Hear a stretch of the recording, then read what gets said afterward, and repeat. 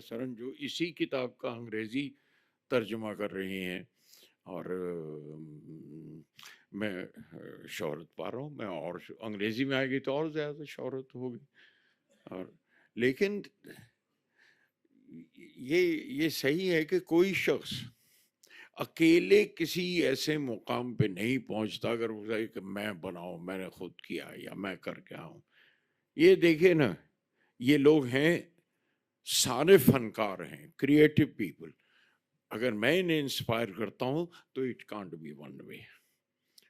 The inspiration comes to me also from all others. जो मुझसे inspiration लेते हैं, मुझे उनसे भी इंस्पिरेशन मिलती है, and it responses back to me। और बहुत से, I am not the most learned, there are many learned more than me, तो मैं उनसे भी इंस्पिरेशन लेता हूँ। और ये थोड़ी सी मेरी चालाकी है या महारत है मेरी कि मैं उसे अपना बना लेता हूँ और कह देता हूँ और तालियां ले लेता हूँ, वो मुझे मिल जाती हैं। अब यतेंद्र, यतेंद्र जो, उनके साथ अगर मैं 14 साल तक चलता रहा हूँ तो वो बेवजह नहीं हो सकता कि मैं 14 साल चलूं। There is some part of this man's creativity कि जो मुझे ये साथ लेके चलते रहे और मैं इनके साथ साथ चलता रहा, क्योंकि मुझे कोई बात इनकी इंस्पायर कर रही थी, उनके अंदाज इंस्पायर करता था। जब ये, मैं बहुत थोड़ा से बात में ये ख़त्म कर दूंगा कि जैसे कबीर की इमेजेस लेकर जब ये कविता कहते हैं, और पूरी किताब है कि कबीर की इमेजेस पर लिखी हुई सारी कविताएं, वो अपने आप में बहुत बड़ी बात है, बहुत बड़ी बड़ी खूबसूरत किताब है जो उन्होंने लिखी है। और फिर मेरी एक किताब का मजमूआ इन्होंने बनाया जिसमें इंटरप्रिटेशन इन्होंने पोएम्स की थी, यार जुलाहे के नाम से, वो किताब इन्होंने पहले। तो there were reasons for me to travel along with him, कि मैं उनके साथ साथ क्यों चल रहा हूँ। ऐसे बेवजह नहीं होता कि मैं, या मेरी तारीफ हो रही है या मेरी शोहरत कर रही है, आपको पता नहीं चला, और आपको पता है शायद चलेगा भी नहीं कि अगर मैं बताऊं नहीं कि साहब ये तो मेरी चोरी है, मैंने अपने आप उनसे सीख लिया, उन्होंने सिखाया भी नहीं।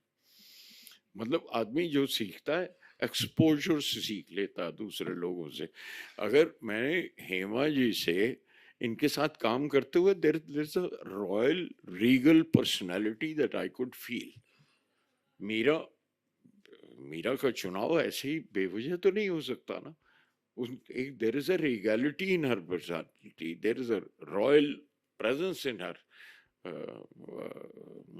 प्रेजेंस। एंड मैं वो जो अभी बात करते करते भूल गई, मैंने कहा मैं पूरा कर देता हूँ। उन्होंने उन्होंने बात कह रही थी कि वो जो फाइनेंशियल प्रॉब्लम आ गया था, हमारे प्रोड्यूसर को थोड़ा सी तकलीफ हो गई थी, तो कहने लगी मैं ज़्यादा तो नहीं कह सकती थी उस बारे में। तो मैं उस वक्त इनके पास गया था, I said forget about money, ये फिल्म को रुकने मत देना, इसको कंप्लीट कर लो। And she did that without money, क्योंकि मैंने इनसे एक बात कही थी, मैं कहा ये याद रखना तुम्हारी बाकी सारी फिल्में वो तो गुजर जाएंगे वक्त के साथ, ये तुम्हारे बाल बच्चे खुश होंगे और तुम्हारी तारीफ करेंगे, मम्मी यू वर दिस। तो ये, and she did that, and that's what, and said, no money, you are right, let's complete this film. And we all forgave our because we knew he is in a problem. He was a very very good man. हमारे जो producer थे बहुत अच्छे इंसान थे, but then these kind of difficulties ये आ जाती हैं फिल्मों में, इस तरह से हो जाती हैं। और अंदाज, the first film that I'll tell you what is that inspires you, how do you learn। अब आपको मैं बताऊं मैंने इनसे क्या सीखा है। अंदाज पहली फिल्म थी इनके साथ, और इन्होंने मुझसे कहा था मैं फिल्में करूं, चलेंगी, चलना चाहिए, चलेंगी नहीं। इनकी मम्मी इनके साथ आती थी, इनकी एक आंटी आती थी, ऐसे कैप पहनती थी, मैं उन्हें कैप्टन साहब कहता था, कैप्टन साहब से इनके साथ। तो मैंने इनसे कहा, इन्होंने मुझसे कहा कि मैं, आप बंद कर रहा हूँ नहीं यार, ये बत्ती क्यों जला रखी है। तो वो इन्होंने कहा था मैं चाहे फिल्म चले नहीं चले, वेर एवर आई रीच, मैं डांस नहीं छोड़ूंगी कभी। I'll keep dancing till the end of my life. Do you know? आज तक ये उसी तरह से डांसर हैं, उसी तरह डांस करती हैं। And hardly a month back, hardly a month back, she performed in Mathura, and she was dancing. And Modi साहब बैठे रहे, पूरा इनकी पूरी परफॉर्मेंस देखी उन्होंने, जस्ट फ्यू वीक्स और अ मंथ बैक मैक्सिमम, वो डांस उन्होंने नहीं छोड़ा। And that kind of a devotion, that kind of a dedication, that is what you learn even from your juniors, not necessarily from your seniors। तो आप ये सीखते हैं। तो मैं बाज मैं भी नहीं आया, मैं भी फिल्में लिखता रहा, मैं भी फिल्में बंद कर दी, गाने लिखता रहा। और वन मैन, जिसकी वजह से आई थिंक पंचम के साथ मेरा बड़ा लंबा एक सफर रहा, एंड आई माइट हैव शायद डिसॉल्व हो जाता, फेड आउट हो जाता। A young poet, musician, singer, composer held my hand and he carried me along. That is Vishal. विशाल की वजह से he has kept me young in my writing. उसकी वजह से मैं जवान हूँ अपने गानों में, अभी तक भी उस तरह की हरकतें करता हूँ जो इस उम्र में भी शायद बड़ी एम्बैरेसिंग लगे अगर मैं वो गाने पढ़ भी दूँ, है ना। बीड़ी जला ले ऐसे तो नहीं हो जाता। तो उनके साथ किया। सीन काफ निज़ाम है उनसे, उर्दू ज़बान का वो लफ्ज़ की बार बार बात कर रहे थे, वो बार बार लफ्ज़, और मैं लफ्ज़ों के इस्तेमाल का जिस तरह से मैं करता हूँ या जिस तरह से मुझसे हो जाता है, जो grammatically he is a great grammarian, he has written books. उन्होंने अल्फाज के नाम से किताब लिखी है, और मतलब उर्दू ग्रामर पर जिस तरह से और शायरी एनालाइज करते हुए जिस तरीके, और उनसे वो उनके साथ बैठा हूँ, उनके साथ सुना है। और कई दफ़ा मैं, क्योंकि मैं गलत ज़बान भी इस्तेमाल करता हूँ उसमें, गलत इन द सेंस कि ग्रामेटिकली रॉन्ग। तो वो जैसे इजाज़त की वो बता रहे थे गाना, मेरा कुछ सामान तुम्हारे पास पड़ा है। आई रिमेंबर कि बहुत से गाने, बहुत से अल्फाज जिन पर एतराज़ किया गया, क्या महकती खुश, हमने देखी है उन आँखों की महकती खुशबू। अब वो बड़ा एतराज़ हुआ था साहब कुछ मास्टर से, एक तो खुशबू है, ऊपर आपसे हाथ से भी छूते हुए हैं और महकती खुशबू। तो इनके साथ बात हुई तो कहने लगे ये अल्फाज के बीच में से जो आप ग्रामर निकालते हैं ना, कि महकती को वर्ब बना लिया और खुशबू को नाउन बना दिया, तो वो हो गया, खुशबू महक सकती है, एक नाउन है एक वर्ब है। और वो तो कहने लगे ये अल्फाज के बीच के जो वक्फे आप निकाल लेते हैं, ये एक इंडिविजुअलिटी बन गई, ये एक तरीका आपने नया निकाल दिया अल्फाज को यूज करने का। But then this is the process, ये प्रोसेस करते करते ही तो you grow up and you start learning, and बड़ा नहीं हो पा रहा हूँ लेकिन मैं अभी भी सीख रहा हूँ, तो सीखने को तैयार हूँ। वो जी सीखते ही रहना चाहिए ना। और अच्छा अगर बड़ा हो गया तो फिर तो सीखना बंद हो जाएगा। और मैं, और ये किताब जिसके लिए 14 साल तक मैंने तो मेहनत की उनके साथ, क्योंकि मुझे मज़ा आ रहा था, लेकिन आई एडमायर हिज पेशेंस कि ये मुझे बर्दाश्त करते रहे, इतना अरसा बर्दाश्त किया इन्होंने। मैं अब राजा साहब, बड़े राजा साहब, भाई साहब मैं बुलाता हूँ उन्हें, उनके पिताजी, और क्या जाता है, become a part of his family. उन घरों में माँ को बिटिया है, बहन है उनकी, उनके साथ हूँ। लेकिन finally come to think it, आज की शाम कम से कम मैं कह सकता हूँ कि वो एक शेर याद आता है, जगजीत गाया करते थे, मैं मैं ख्याल हूँ किसी और का। जी, और वो शेर मैं गलत पढ़ जाता हूँ अक्सर, मैं ख्याल हूँ किसी और का, मुझे छापता कोई और है। तो that is what, तो वो शेर गलत पढ़ने में भी मज़ा आ जाता है, तो वो करता आया हूँ। एंड देन ये कि साहब का आज का कोरोनेशन, ताजपोशी हो गई मेरी किताब की, और ताजपोशी राजा साहब के होते हुए हुई, वो बड़ी अच्छी बात है, इट्स कोरोनेशन। और ताज पहनाने के लिए अब एक हेमा जी आ गई, तो वो ताज में जो कोहिनूर की जगह होती है वो पूरी हो गई उनके आने से, तो वो भी चलते आए थे। विशाल को ख़ास तौर पे, विशाल आ रहे थे, रेखा को बुला लिया मैंने, दोस्त हैं सारे, सलीम साहब हैं, लुबनम हैं, सत्या भी हैं मेरे साथ, जो जिन्होंने मुझे, बिंदल साहब हैं, इनको बुला लिया। और दोस्त हैं जिन्होंने, उनके साथ थिएटर मैंने बहुत शेयर किया है कि भाई कुछ गवाह मैं भी ले चलूं, क्योंकि मेरी गवाही भी तो कोई देगा। और वरना ये तो कहीं सारे के सारे यतेंद्र की तरफ हो गए तो कान ही पकड़ेंगे, एक इधर से खींचेगा एक उधर से खींचेगा। तो मुझे गवाहों को साथ ले लिया और तब भी बस वो शेर याद आता है। फिर एक और मैं हमेशा गलत पड़ जाता हूँ, वो बात और है कि थी खबर गर्म के गालिब के उड़ेंगे पुर्जे, मैं कुछ ऐसा खौफ लेके आया था। हाँ, थी खबर गर्म के गालिब के उड़ेंगे पुर्जे, देखने हम भी गए थे पे तमाशा, गालिब ने तो कह दिया ना हुआ, मुझे लगता है कि हुआ और होगा। बहुत बहुत शुक्रिया, थैंक यू।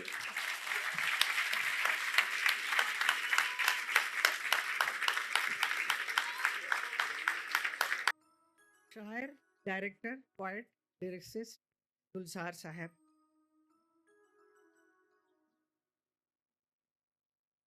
शीन कैफ निज़ाम जी, विशाल भारद्वाज, प्रसन्न Joshi ji,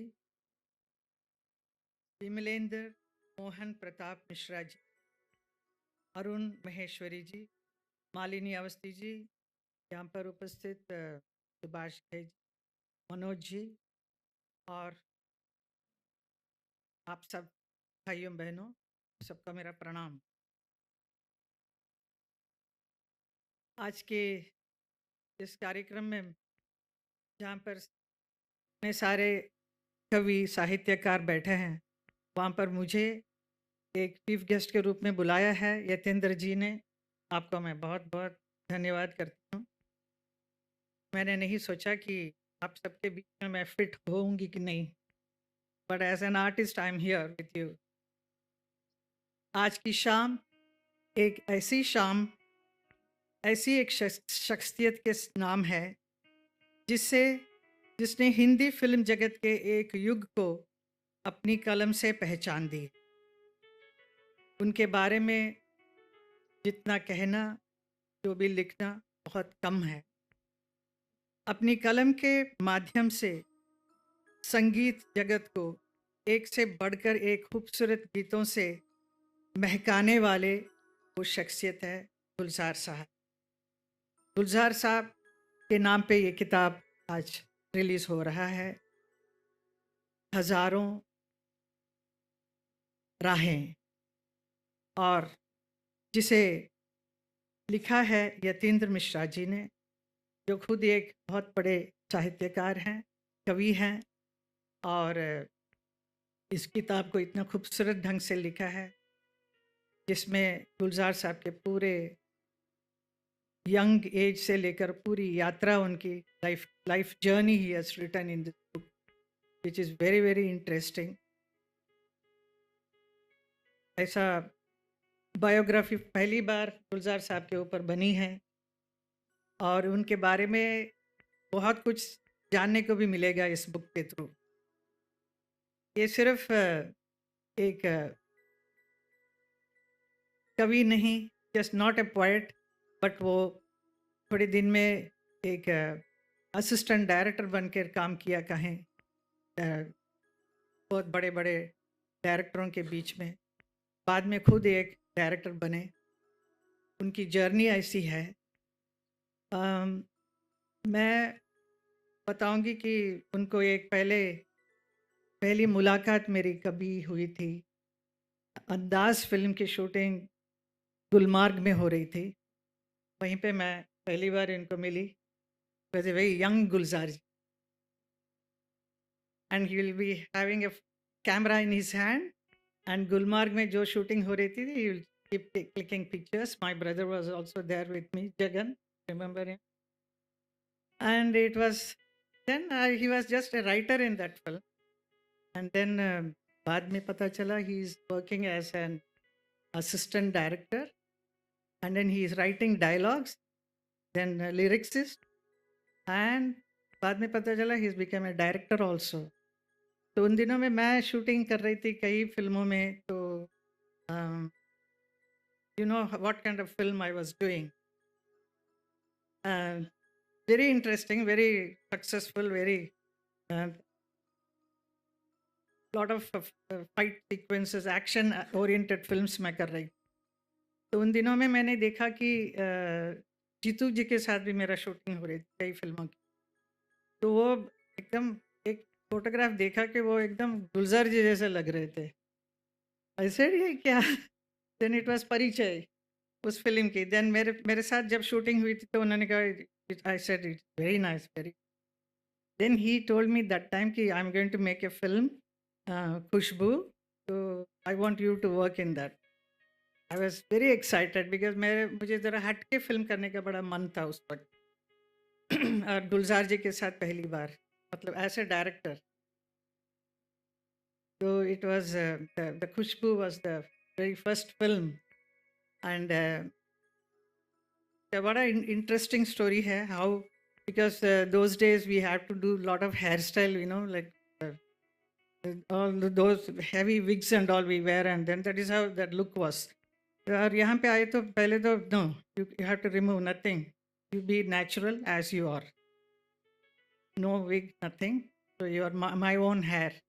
Yeah, that character demanded like that. So what is the character's name? Kush, Kusum का role, that Kusum is like that. Then makeup room में जाके देखा तो मेरा साड़ी क्या होगा, तो ऐसे such a simple sari, you know, it's not a matching blouse, just like that. I said I was very happy to wear that, but my mother was saying थोड़ा ग्लैमरस होना चाहिए ना, because then he said no, nothing doing like that, you have to be like that. Then some hairstyle also, my hairdresser जो भी बनाएगी बाल, then he will say no, remove all this. No, no backcombing, nothing. It has to be as simple as possible. So makeup भी बहुत कम. So it was a little difficult for me to adjust, but बड़ा मज़ा आया. I started enjoying that. And then I had a habit of speaking very fast. फटाफट बोलती थी dialogue.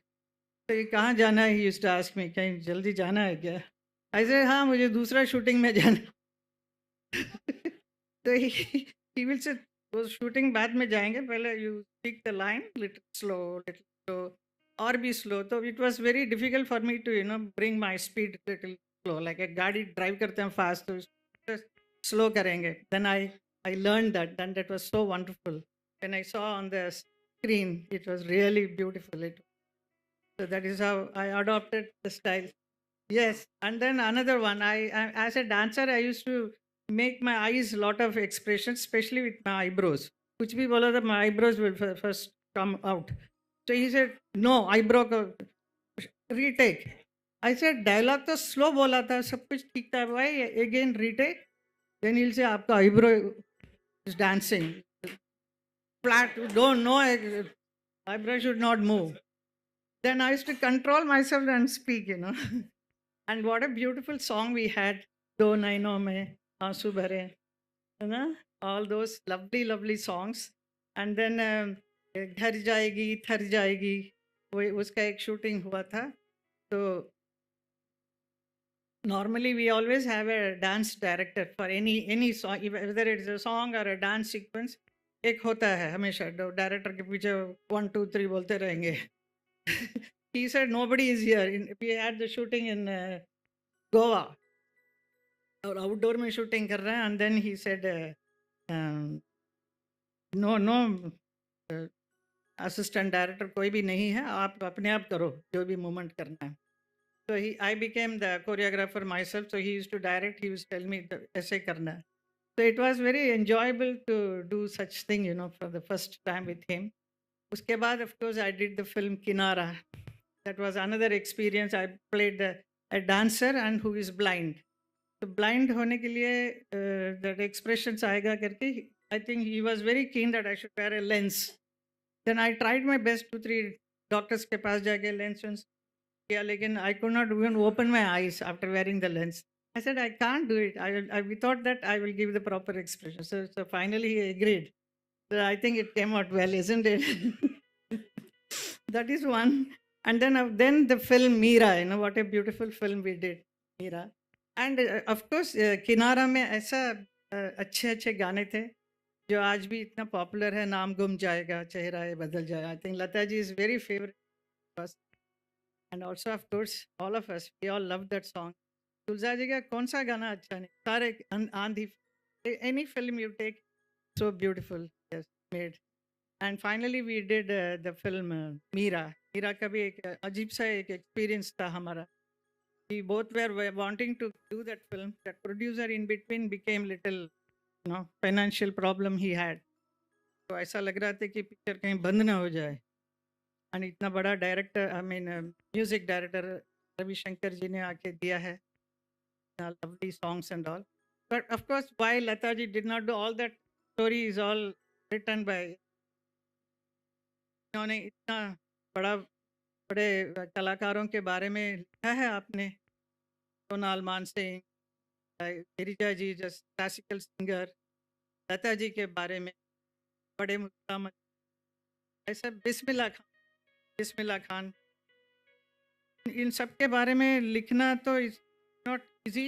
And to write about Gulzar sahab is something very very difficult, because इतने बड़े एक व्यक्ति के बारे में कौन लिख सकता है. उतना ही इक्वल लेवल का होना चाहिए जो Yatindra ji is almost there. I will say that he has written this book is so interesting to just read. तो I kept saying in that book मेरा बारे में क्या लिखा है. So it was very nice. So thankful to you for writing something nice for me also. And then Meera के film का भी एक अलग एक एक्सपीरियंस, बिकॉज इसमें तो थोड़ा बहुत आई मेकअप तो करने दिया था किनारा और खुशबू में, लेकिन मीरा में वो भी नहीं, no I makeup. I have to be just plain like that, So I did that. But the result, you can see how beautiful and made that film. So I'm so blessed that I had opportunity to work with him. और सौभाग्य है कि ऐसे बड़े अच्छे अच्छे फिल्मों में काम करने का मिला गुलजार जी के डायरेक्ट. इनका देश में कितने भी आजकल जो पीढ़ी के कितने भी so many people are so fond of him. ये इतना लोकप्रिय हैं ये गुलजार जी, चाहे बच्चे हों या 5 साल का बच्चा हो या 25 years यूथ हो या 60 साल के बुजुर्ग हों. तो अलग अलग किस्म के गाने इतने अच्छे लिखे हैं गुलजार जी ने. लाइक बच्चे वाला इज लकड़ी की काटी पे घोड़ा, तो वो मुझे मालूम है वो गाना.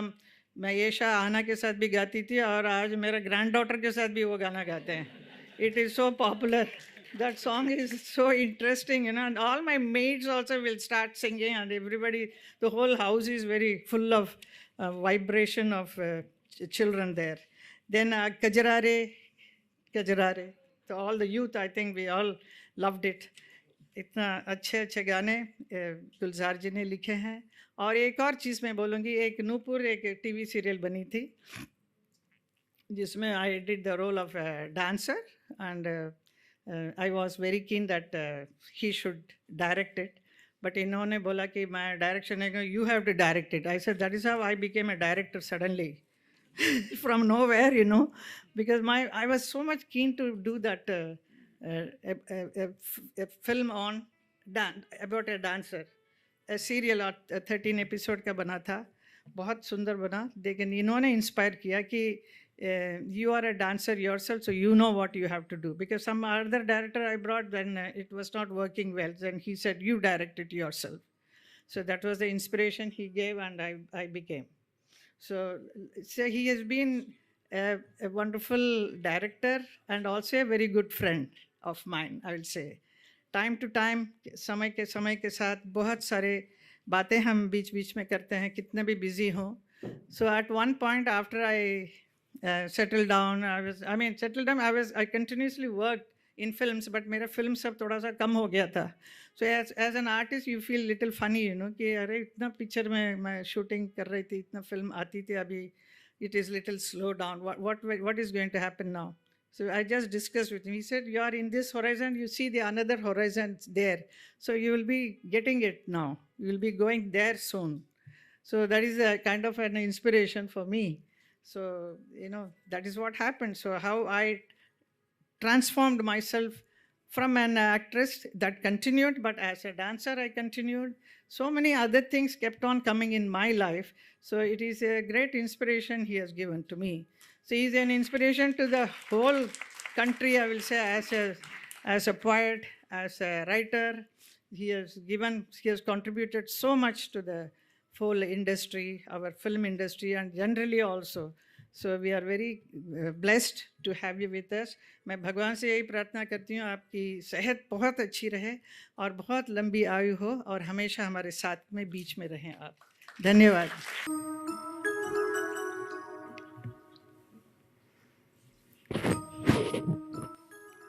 मंचासीन मुख्य अतिथि माननीय सांसद हेमा मालिनी जी, गुलजार साहब,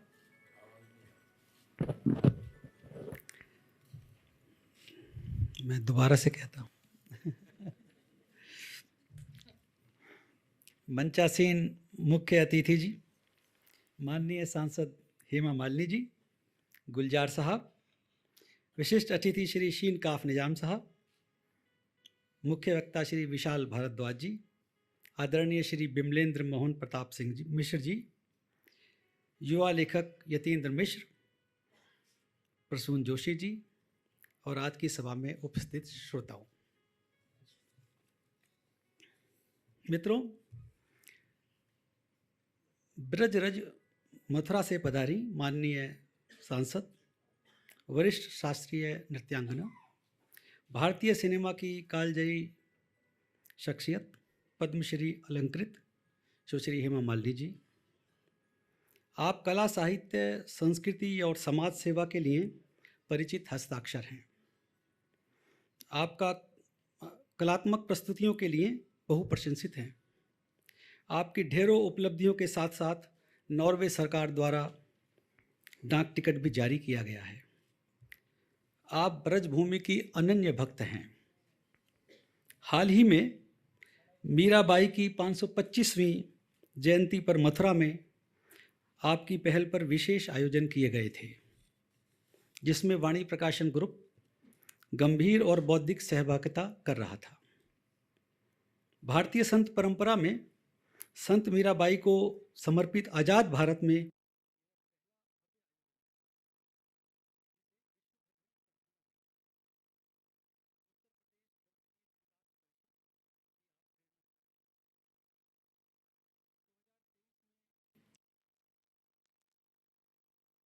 हुई कॉफी टेबल किताब, जिसकी आप प्रधान संपादक हैं. आज गुलजार साहब की जीवन और कला यात्रा पर आधारित यतीन्द्र मिश्र की पुस्तक गुलजार साहब, हजार राहें मुड़ के देखी का लोकार्पण आपके द्वारा होगा. गुलजार साहब की फिल्मों में आपका अभिनय भारतीय फिल्म इतिहास में अनोखी कलात्मक जगह रखता है. हेमा मालिनी जी ने गुलजार साहब की फिल्म खुशबू, किनारा, मीरा, लेकिन में सशक्त अभिनय किया है और आज हम सब उनके अनुभवों को सुनने के लिए भी उत्सुक हैं.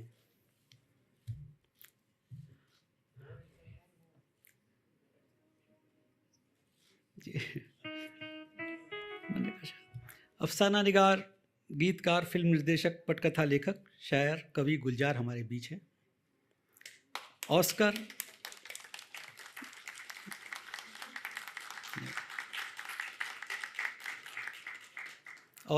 दादा साहब फाल्के पुरस्कार सहित अनेक राष्ट्रीय पुरस्कार, जैसे लेखन के लिए साहित्य अकादमी, संगीत के लिए ग्रैमी और गुलजार साहब के अलंकरणों की एक लंबी फहरिस्त है.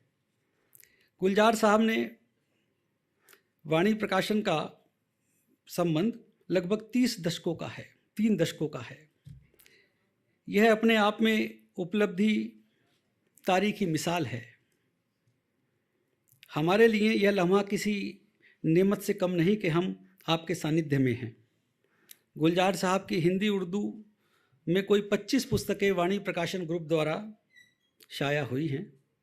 नागरी लिपि में यह 16वीं पुस्तक है, जिसे लेखक और प्रकाशक के संबंधों का 16वां साल कहा जा सकता है.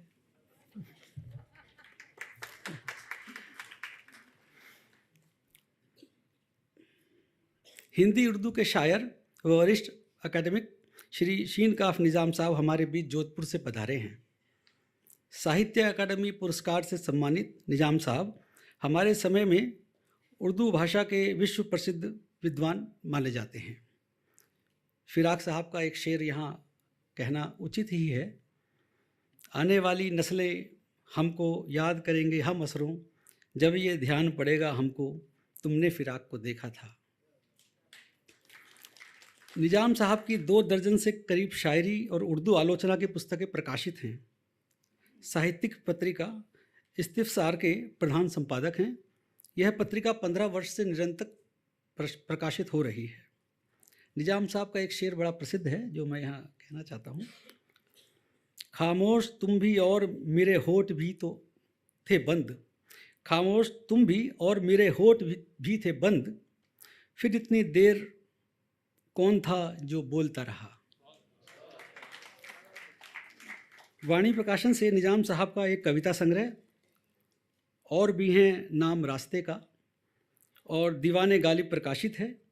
आपने इसका संपादन, विवेचन व रूपांतर किया है। साथियों, हमारे बीच अयोध्या से पधारे श्री बिमलेंद्र मोहन प्रताप मिश्र जी हैं। आप अयोध्या राज परिवार के मुखिया हैं। वाणी फाउंडेशन के संस्थापक न्यासियों में से एक है। वाणी फाउंडेशन जो अनुवाद के लिए कार्य करता है, अनुवाद को बढ़ावा देता है। समाज कल्याण, सांस्कृतिक धरोहर व अयोध्या को विश्व के सांस्कृतिक मानचित्र पर नए रूप से प्रस्तुत करने का उल्लेखनीय योगदान है आपका।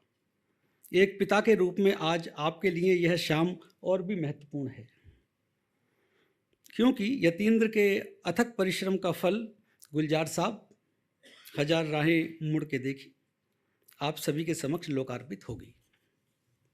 आपके लिए प्रिय भाई विशाल भारद्वाज हमारे साथ हैं। आप संगीत मर्मज्ञ, फिल्म निर्देशक, पटकथा लेखक हैं। गुलजार साहब को अपने प्रेरणा स्रोत मानने वाले विशाल भारद्वाज जी की यात्रा जंगल जंगल पता चला है गीत के साथ आरंभ हुई थी। आज अनेक राष्ट्रीय फिल्म पुरस्कारों से नवाजे गए विशाल भारद्वाज जी शेक्सपियर व अगाथा क्रिस्टी की पुस्तकों पर सिनेमा का एक नया व्याकरण रच रहे हैं। और आज की शाम जिनकी पुस्तक गुलजार साहब के नाम है, यतीन्द्र मिश्र का स्वागत है। यतीन्द्र जी की वाणी प्रकाशन से 19 पुस्तकें प्रकाशित हैं और आज 20वीं पुस्तक प्रकाशित और लोकार्पित होगी। यतीन्द्र जी की पिछली पुस्तक भारत रत्न स्वर कोकिला आदरणीय लता जी के जीवन पर आधारित लता सुरगाथा के लिए संयुक्त रूप से, मतलब प्रकाशक और लेखक को ये ऐसा ही पुरस्कार है जो दोनों को एक साथ मिलता है, स्वर्ण कमल सम्मान प्राप्त हुआ।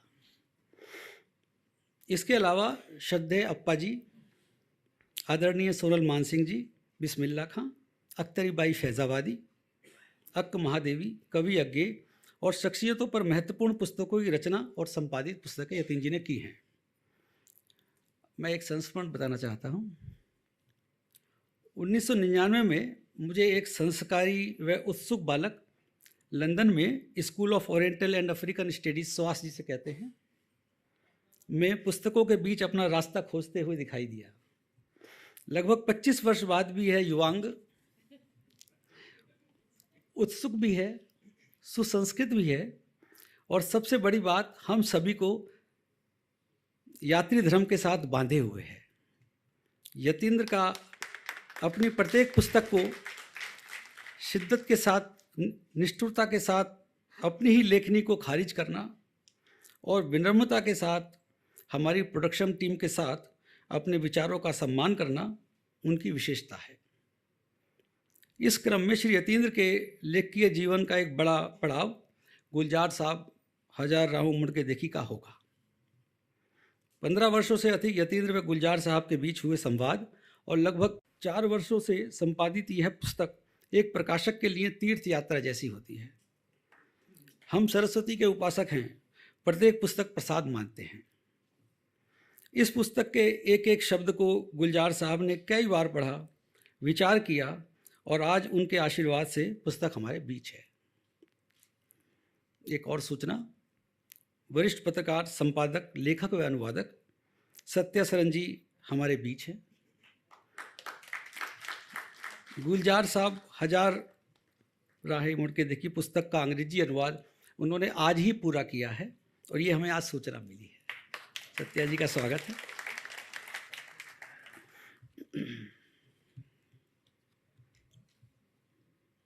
प्रसिद्ध गीतकार, समाज से जुड़े हुए मुद्दों को अपने गीतों से घर घर तक पहुंचाते हैं, श्री प्रसून जोशी हमारे बीच हैं।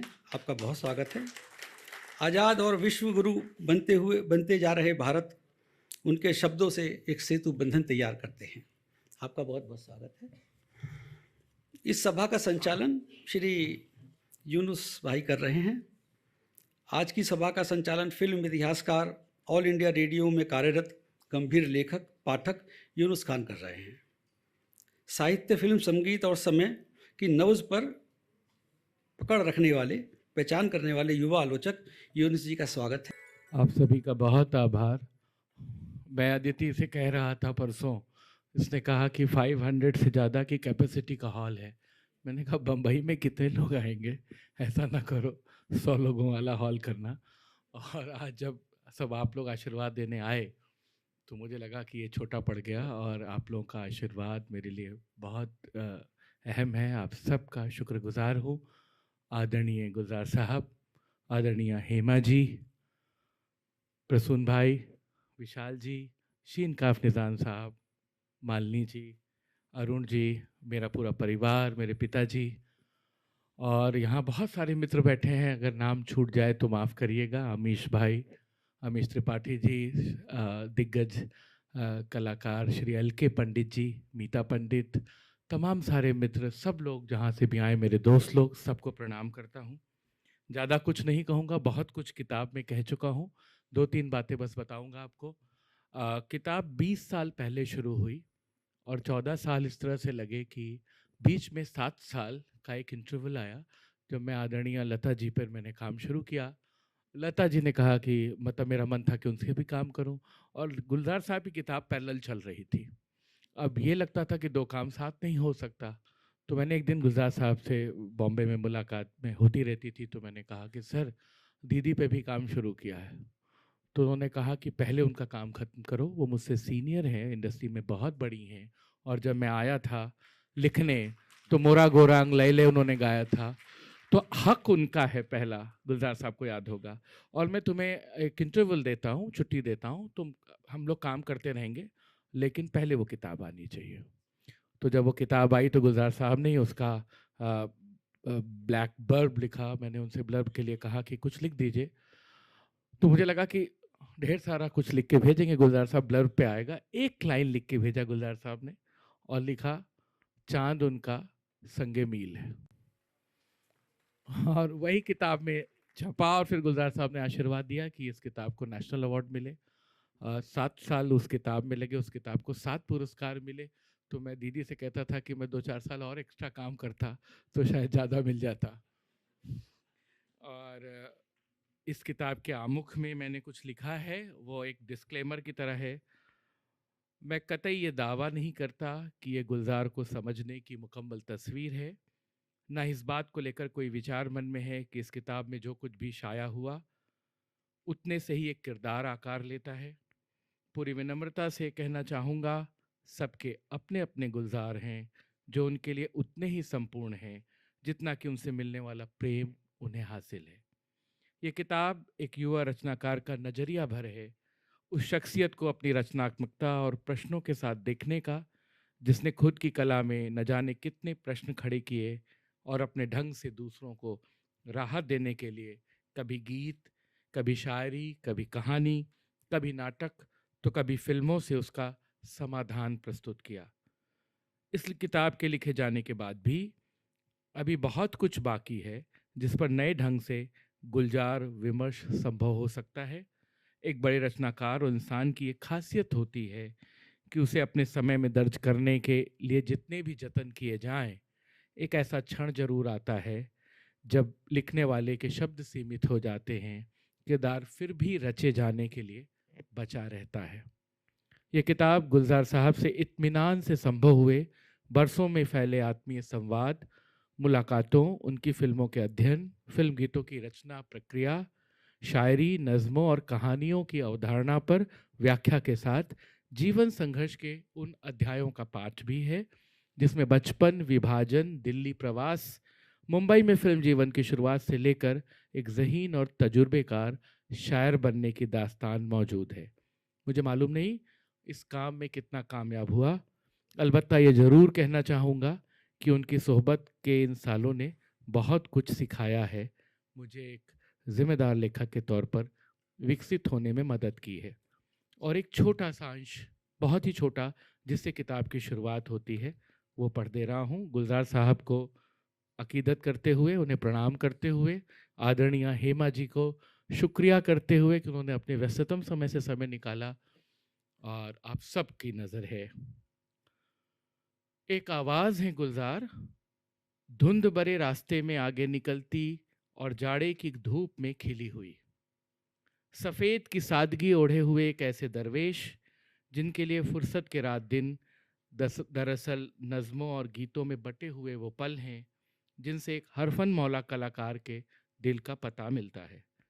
उनकी रूमानियत के ढेरों खत हैं जो कब के लिखे जा चुके, मगर किसी शहर के लिए पोस्ट होने से पहले आज तक उनकी नोटबुक में पड़े हैं। जज्बात के रेशमी धागे से वे कभी न खत्म होने वाली उम्मीद की किताब का जिल्द सीते हैं। अक्सर शामों में दूर से टिमटिमाती रोशनी के पास जाने पर पता लगता है कि उस लौ की लालटेन में उनकी कलम की स्याही भरी हुई है। वो एक खानाबदोश किरदार हैं जो थोड़ी दूर तक नज़मों का हाथ पकड़े हुए चलते हैं और अचानक अफसानों की मंजर निगारी में चले आते हैं। फिल्मों के लिए गीत लिखते हुए कब डायलॉग की दुनिया में उतर जाते हैं, पता नहीं लगता। वे शायरी की ज़मीन से फिल्मों की पटकथाएं लिखते हैं तो अदब की दुनिया से लेकर फिल्में बनाते हैं। एक पुरकशिश आवाज़, समय को आईना बनाकर पढ़ने वाली जद्दोजहद, कविताओं की शक्ल में उतरी हुई सहल पर झुकी हुई प्रार्थना। आइए ऐसे अदीब की ज़िंदगी के पन्नों में उतरते हैं, कुछ सफ़हे पलटते हैं, कुछ बातें सुनते हैं।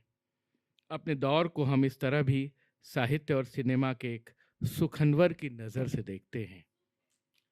गुलजार साहब हैं और मुझे बहुत आभार करने का मौका है इस किताब के बनने की प्रक्रिया में विशाल भारद्वाज जी, प्रसून जोशी जी, नहीं रहे आदरणीय पार्श्व गायक भूपेंद्र जी, सलीम आरिफ भाई, लुबना सलीम जी, सब ने बहुत मदद की, मालिनी जी, जिन भी मित्रों ने पढ़ा देखा और जो गुलजार साहब के साथ जुड़े हुए थे, उन सब के सलाह लेकर सबको स्क्रिप्ट पढ़ाकर मैंने किताब पूरी की।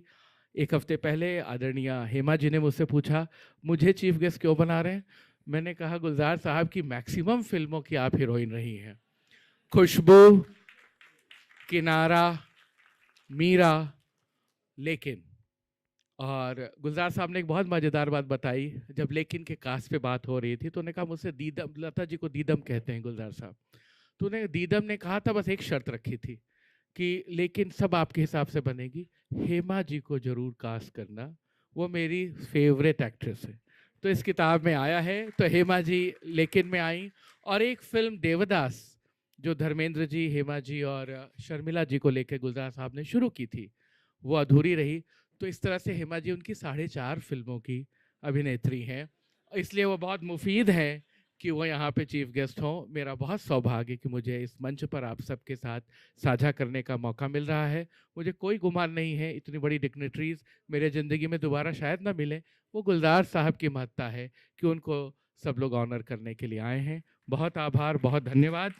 गुलजार साहब की एक पंक्ति पढ़ूंगा कि उन पर और भी आगे काम होता रहे। वो कहते हैं, अभी न पर्दा गिराओ, ठहरो कि दास्तां आगे और भी है, अभी न पर्दा गिराओ, ठहरो। धन्यवाद। मोहतरम गुलजार साहब, मोहतरमा हेमा मालिनी जी, भारद्वाज साहब, आपको सलाम करता हूँ। अरुण जी, जोशी जी, ये भी आपको सलाम करता हूँ और आप सबको बहुत बहुत सलाम करता हूँ। गुलजार साहब का जिक्र करूँगा, उससे पहले मैं कुछ बातें इस किताब के हवाले से बहुत छोटे में अपनी बात ख़त्म करने की कोशिश करूँगा। ये इनकी नई किताब है यतीन्द्र भाई की, और इस किताब का हुस्न ये है कि ये उनकी शायद 5वीं या 6ठी किताब होगी जो एक मौजू पर लिखी गई है। क्रिटिसिज्म या ये चीज़ें आप जानते हैं, सब पढ़े लिखे लोग हैं। आदमी छोटे मोटे आर्टिकल लिखता है तो उसकी ज़्यादा कदर नहीं होती। आदमी एक विषय पर, एक मौजू पर जब किताब लिखता है तो उसका वज़न बनता है। इन्होंने जितनी बातें बताई, बिस्मिल्लाह खान साहब के मुतालिक किताब लिखी, बेगम साहिबा के बारे में किताब लिखी, लता जी के वगैरह वगैरह, सब जिसका जिक्र उन्होंने किया। लेकिन इसका हुस्न ये है कि एक शायर, एक कवि दूसरे कवि को देख रहा है, गरज के एक संवेदना संसार दूसरी संवेदना संसार में झांकने की कोशिश कर रहा है। और जब दो संवेदनाएं मिलती हैं तो उसका नतीजा जो होता है वो गुलजार साहब होता है।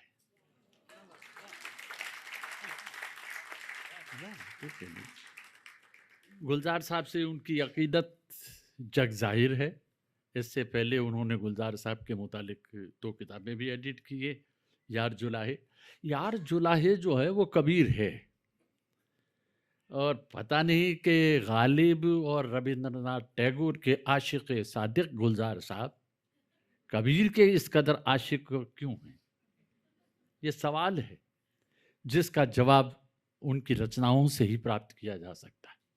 मुझे ये कहने की इजाज़त दे दीजिए कि जो आदमी कबीर को जज्ब कर सकता है, उसे सीख कर सोख सकता है, इम्बाइब कर सकता है, वही आदमी गालिब को समझ सकता है।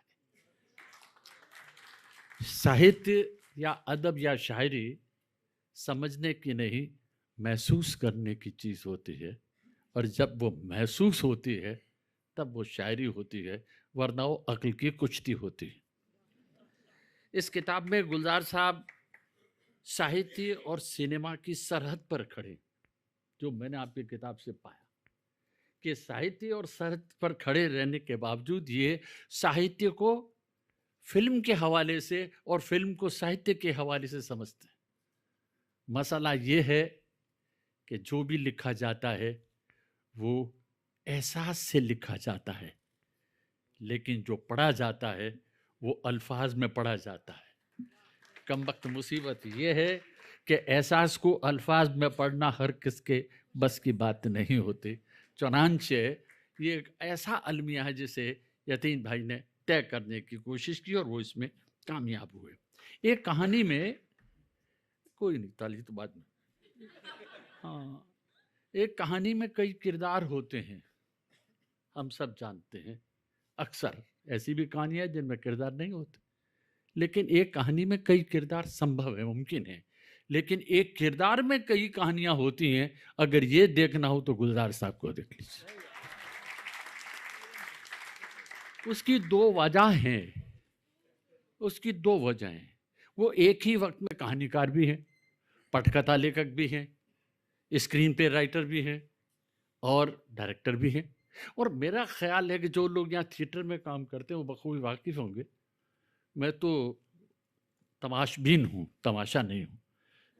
तो तमाशबीनों में मैंने ये देखा है कि अक्सर थिएटर वालों में, गुलजार साहब अब तो सुन चुके होंगे, कि ये झगड़ा होता है कि आखिर थिएटर या ड्रामा किसका मीडियम है, डायरेक्टर का या राइटर का।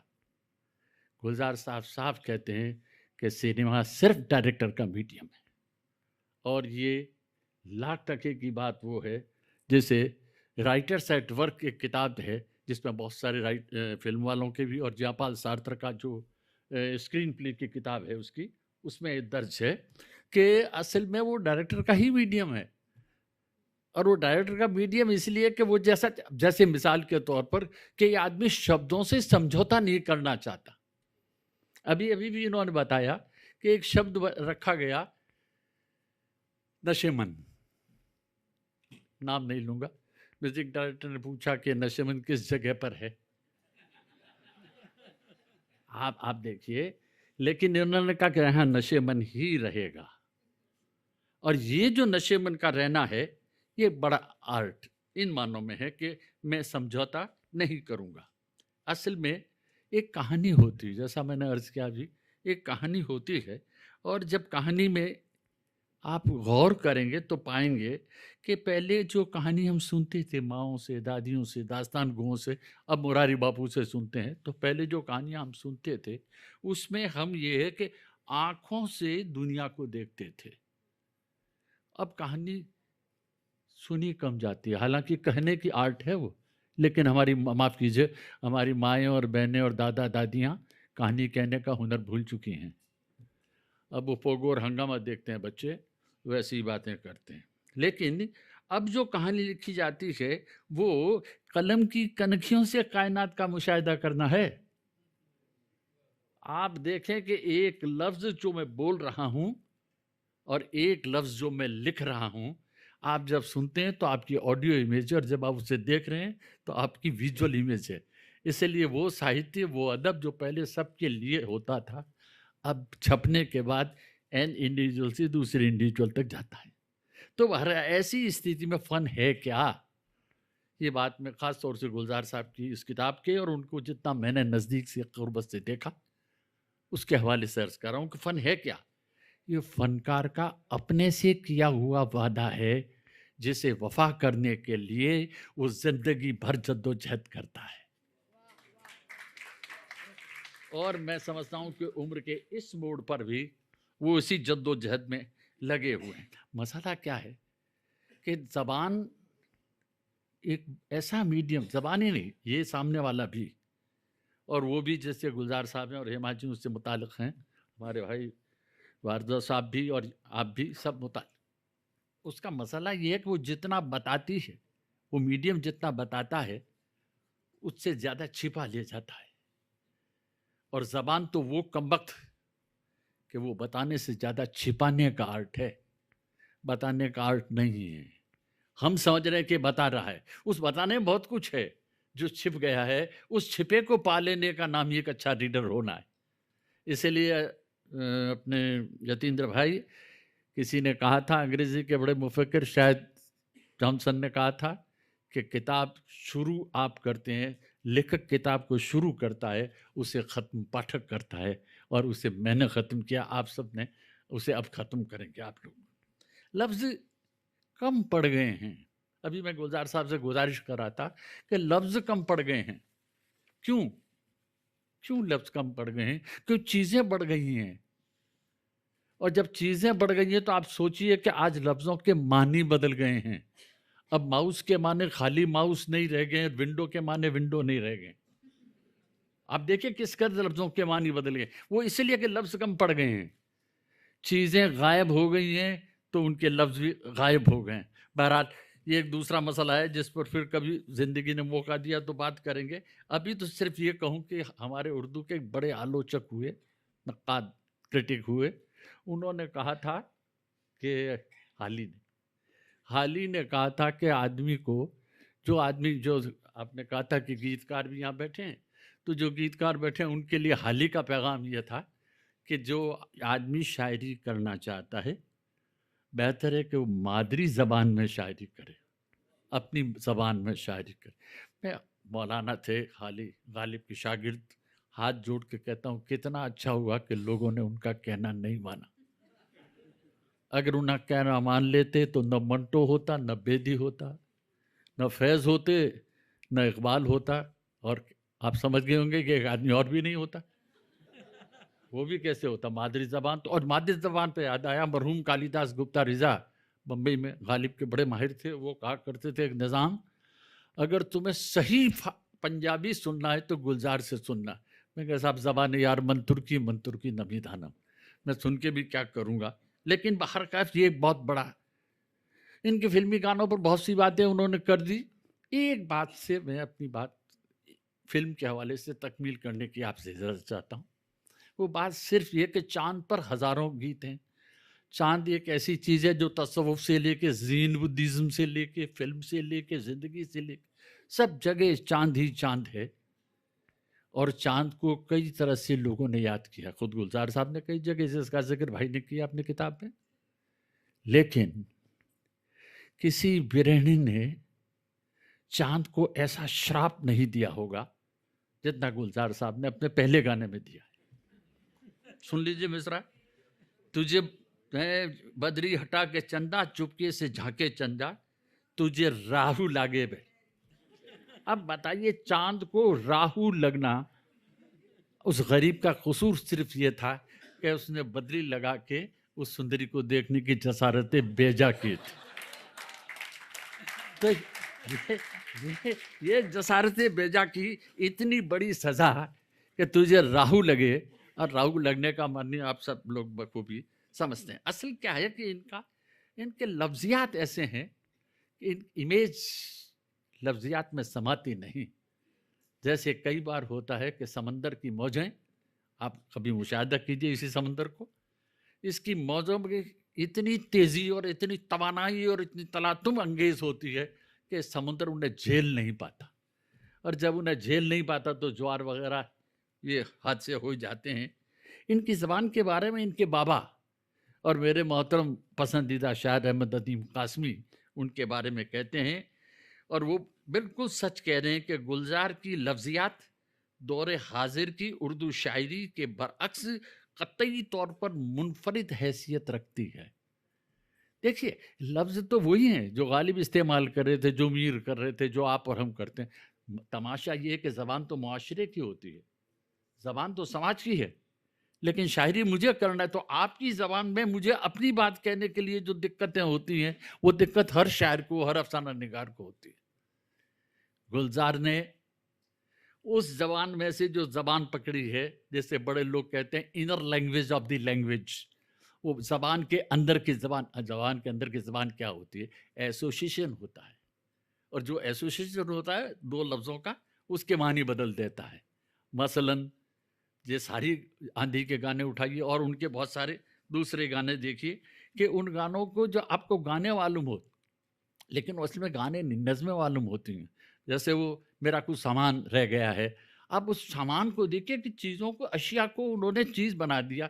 एक जज्बा है, भावना को भाषा में ढालते ढालते भावना को उन्होंने लफ्ज़ों के पैराए में ढाल करके एक पैकर बना दिया है, और उस पैकर के सामने हम सब मबहूत हैं खड़े हुए कि ऐसा भी हो सकता है किसी ज़बान के साथ। सुस्त कदम रस्ते, तेज़ कदम राहें, पत्थर की हवेली से, वगैरह वगैरह। तो शाहिर वगैरह हमारे बड़े जो फिल्मी बड़े कवि थे, उन कवियों को हम कंटेंट से पहचानते थे। अगर एक आदमी सेंसिबल है तो उसे गुलजार के गीत सुना दीजिए, वो उसके लफ्ज़ों से 10 गीतों के बीच पकड़ लेगा कि ये गीत गुलजार का लिखा हुआ है, और वो पकड़ेंगे आप ज़बान से। तो ये उनका सबसे बड़ा कारनामा है। सन्नाटे शोर बहुत मचाते हैं, लेकिन सन्नाटे हैं क्या? उन सन्नाटों के शोर में से वो अपनी बात कहने का जो एक तन्हाई के अंदर का तख्लिया, आदमी अकेला है, उसके पास अकेलापन है, लेकिन वही फ़र्क है जो सॉलिट्यूड और लोनलीनेस में है, उसको ढूंढने की कोशिश एक अकेला इस शहर में आप होता ना, वगैरह वगैरह। मैं कब तक आपसे गुफ्तगू करूँगा। मैं उन्हें 2 शेर के साथ, उनकी गज़ल के 2 शेर सुना के आपसे इजाज़त चाहता हूँ। पहला शेर उनका है कि भरे हैं रात के रेज़े, मैं उन्हें बेतौर शायर मानता हूँ, तो भरे हैं रात के रेज़े कुछ ऐसे आँखों में, उजाला हो तो हम आँखें झपकते रहते हैं। रात का रेज़ा कहना बहुत बड़ा काम, चाँद चुभता भी है। रात का रेज़ा आँख में चुभ गया है, यानी कि रात से हम इस कदर मानूस हो चुके हैं कि अब दिन में भी रात दिखाई देती है। और आखिर में गुलजार साहब, आप ही का शेर, आपकी नज़र, और वो इसलिए भी कि बच्चों पर लिखना, ये ख़ास बात भूल गया मैं कि ये आदमी जब ऐसे गालिब ने बच्चों के लिए मज़दरनामा ही लिखा, शायरी नहीं की, आपने बच्चों के लिए भी शेर कहे। ये एक बड़ा कारनामा है कि बूढ़ा आदमी बच्चों को खिला तो सकता है, उनके लिए शेर नहीं कह सकता, क्योंकि उनके लिए शेर कहने के लिए उनकी संवेदना में डूबना पड़ता है। घोड़े से हथौड़ा और हथौड़े से घोड़ा और उसको दौड़ाना, वगैरह वगैरह सारा। अब मैं उनका आखिरी शेर के आईना देखकर तसल्ली हुई, मुझे भी आप सब आईना है, आपको देखकर तसल्ली हुई कि हमको इस घर में जानता है कोई, आईना देखकर तसल्ली हुई हमको इस घर। आपका बहुत बहुत शुक्रिया। वो एक्चुअली वो एक बरगद का पेड़ है और हम सब उनकी शाखाएं हैं, हम पत्ते हैं, हम गुलजार साहब के बच्चे हैं। तो अपने बाप के सामने ज़्यादा आप बोल नहीं सकते, फिर भी मैं थोड़ा सा कोशिश करूँगा कि जो मेरी बातें हैं, ये यतीन्द्र जी की जो किताब है, मैं इससे जुड़ा हुआ हूँ, काफ़ी सालों से यतीन्द्र जी से बात हो रही है। और आज मैं उनकी किताब के जब सफ़े पलट रहा था तो मुझे उसमें ये गाना जो अभी पढ़ा इन्होंने कि और फिर यूँ हुआ, रात एक ख्वाब ने जगा दिया, वो गाना इतना रेयर गाना है। और उस गाने को जिस तरीक़े से ज़िक्र किया है यतीन्द्र जी ने, तो मुझे, और मैंने उसके सफ़े पलट के देखे तो मुझे एहसास हुआ कि ऐसी बहुत सी चीज़ें हैं गुलजार साहब के बारे में कि मैं उनके साथ 35 साल से जुड़ा हुआ हूँ, पर मुझे उसमें वो नई चीज़ें पढ़ने के लिए मिल रही हैं कि अच्छा ये भी ऐसी बात है जो कि थी, जो कि मुझे मालूम नहीं थी। और जैसे एक रिडल है मेरे लिए कि मैं अब हर चीज़ में, ज़िंदगी में हर चीज़ को इस नज़रिए से देखता हूँ कि अगर गुलजार साहब देखते तो कैसा देखते, या अगर वो सोचते तो उसके बारे में क्या सोचते। तो जैसे कि मैं अब उस उम्र में हूँ जिस उम्र में वो तब थे जब मैं उनसे पहली बार मिला था। मैं अब उस उम्र में हूँ जिस उम्र में वो तब थे जब उनसे पहली बार मिला था। मेरी आज वो एज है, जब 90 में मैं गुलजार साहब से मिला था, वो तब भी उतने मैच्योर लगते थे, वो तब भी उतने समझदार लगते थे, और मैं आज भी, मुझे लगता है कि मैं तो इस उम्र में इतना बेवकूफ़ हूँ। तो हर चीज़ को उनके नज़रिए से देखना,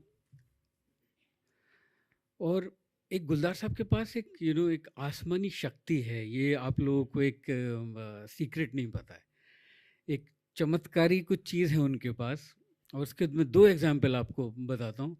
एक तो ये कि जब मैं माचिस का म्यूज़िक कर रहा था, तो मैं बहुत इन्वॉल्व था उसमें, स्क्रिप्ट लेवल से लेके और उसके एग्जीक्यूशन तक, और बाद में बैकग्राउंड स्कोर, क्योंकि और मैं कुछ कर भी नहीं रहा था, वही मेरी ज़िंदगी का मकसद था, मेरे पास मौका था, मेरे पास वो चांस था।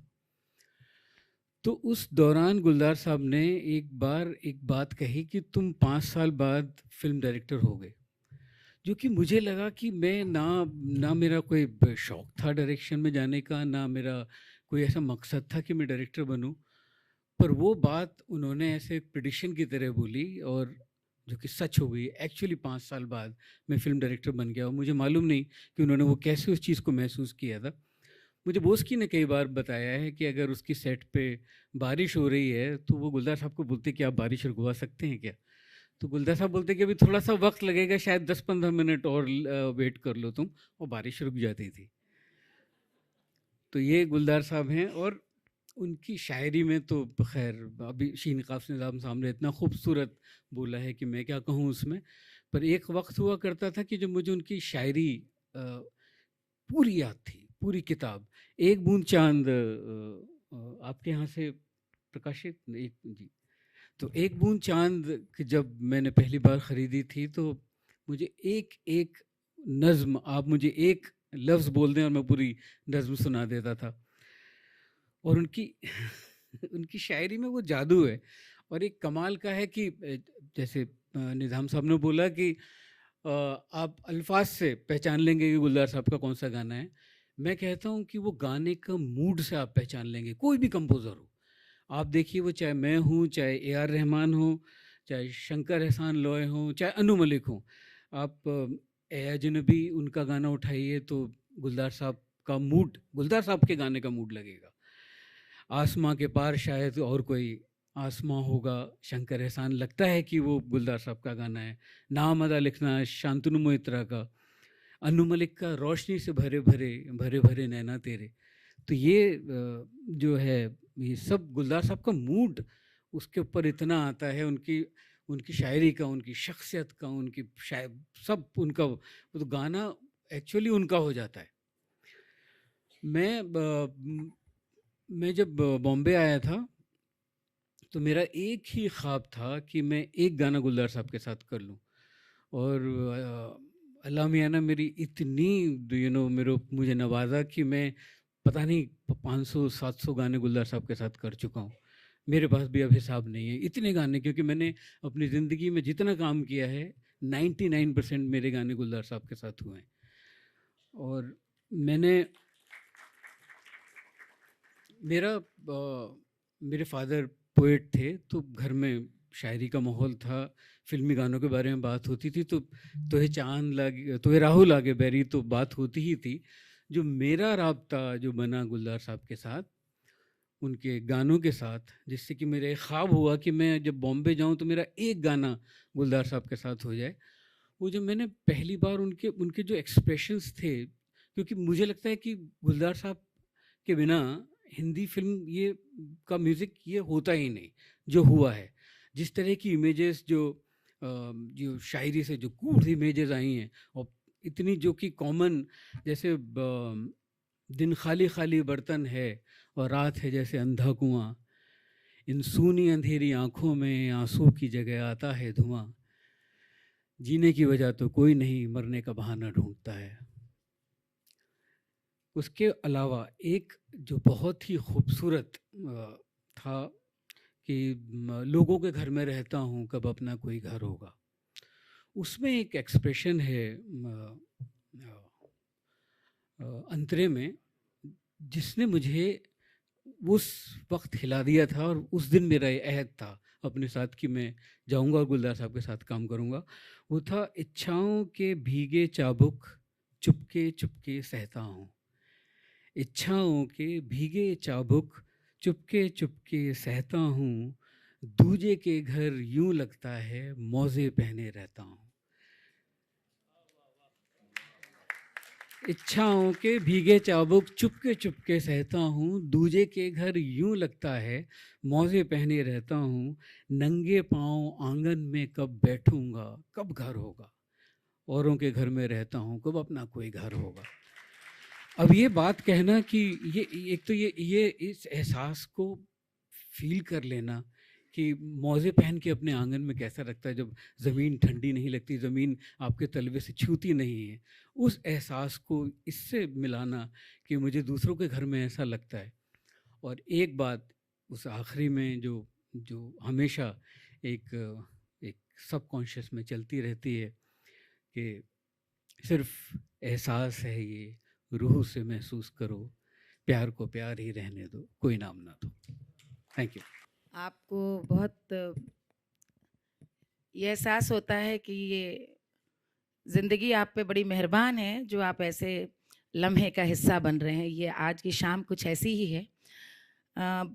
बचपन से जिन्हें देखते हुए हम लोगों ने ज़िंदगी में क्या कुछ खूबसूरत है, सिनेमा, कविता, संगीत, किरदार, ऐसी दो शख्सियतें यहाँ बैठी हैं और उनमें गुलजार साहब आपको प्रणाम करती हूँ और हेमा जी आपको प्रणाम करती हूँ, आप सभी आदरणीयों को प्रणाम करती हूँ।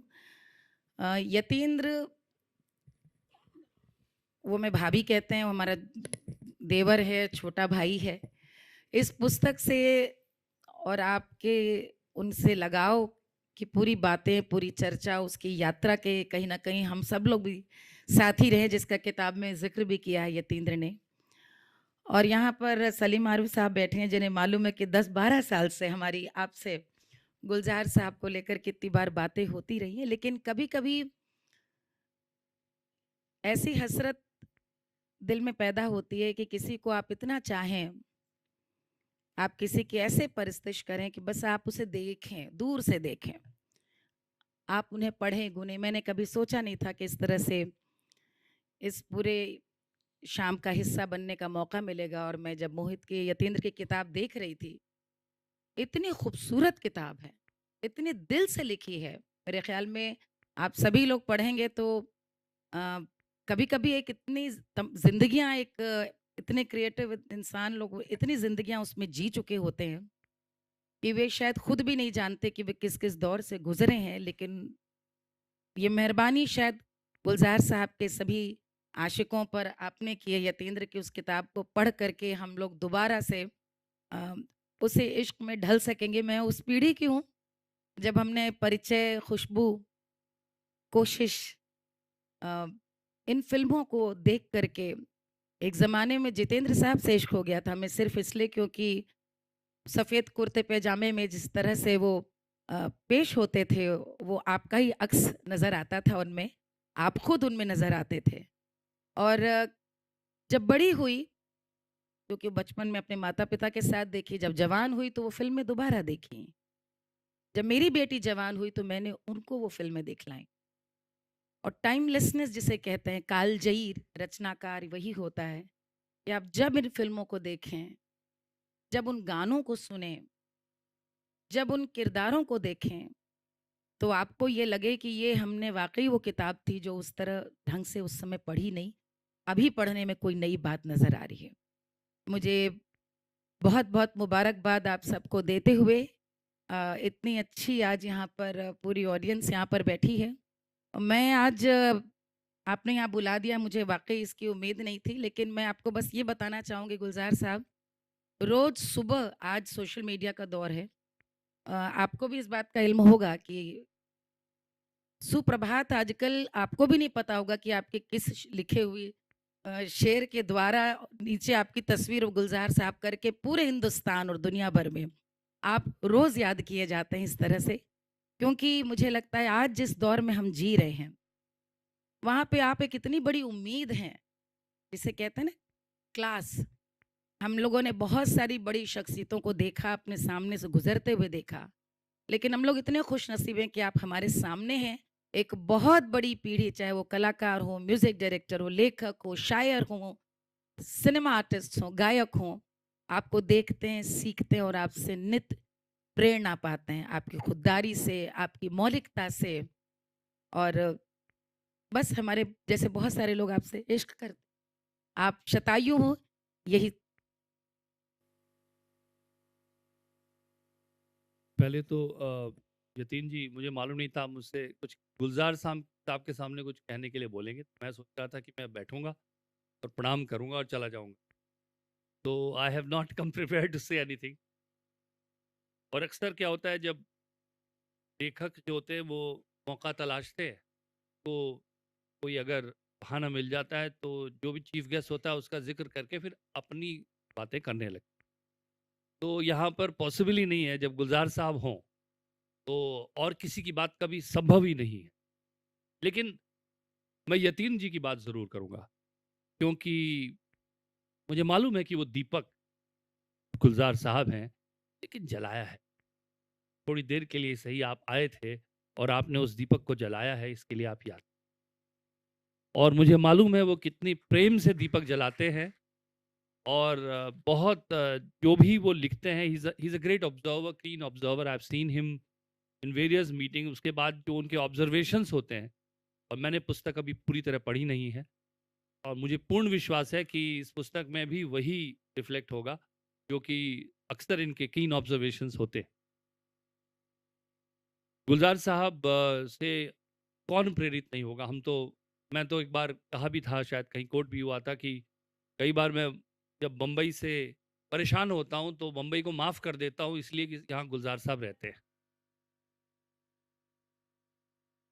ये पहले भी मैंने कहा है, और ये सच बात है। देखिए, एक नदी है, उसमें एक व्यक्ति तैर रहा है, जूझते हैं लोग यहाँ पर, कोई शक नहीं। उस नदी में जो तैर रहा है, उस व्यक्ति से अगर आप ये पूछे कि नदी का स्वभाव क्या है,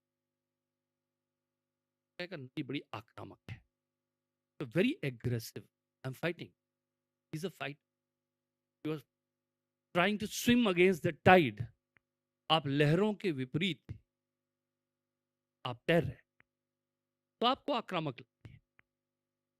लेकिन उसी समय एक व्यक्ति नदी के किनारे खड़ा है, और उससे आप पूछते हैं कि नदी क्या है।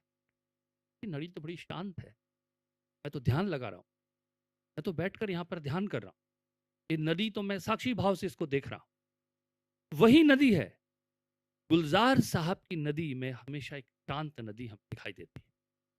मैंने कभी भी उनकी कविताओं में, उनकी रचनाओं में, उनकी बातचीत में, उनकी शख्सियत में कड़वाहट नहीं देखी।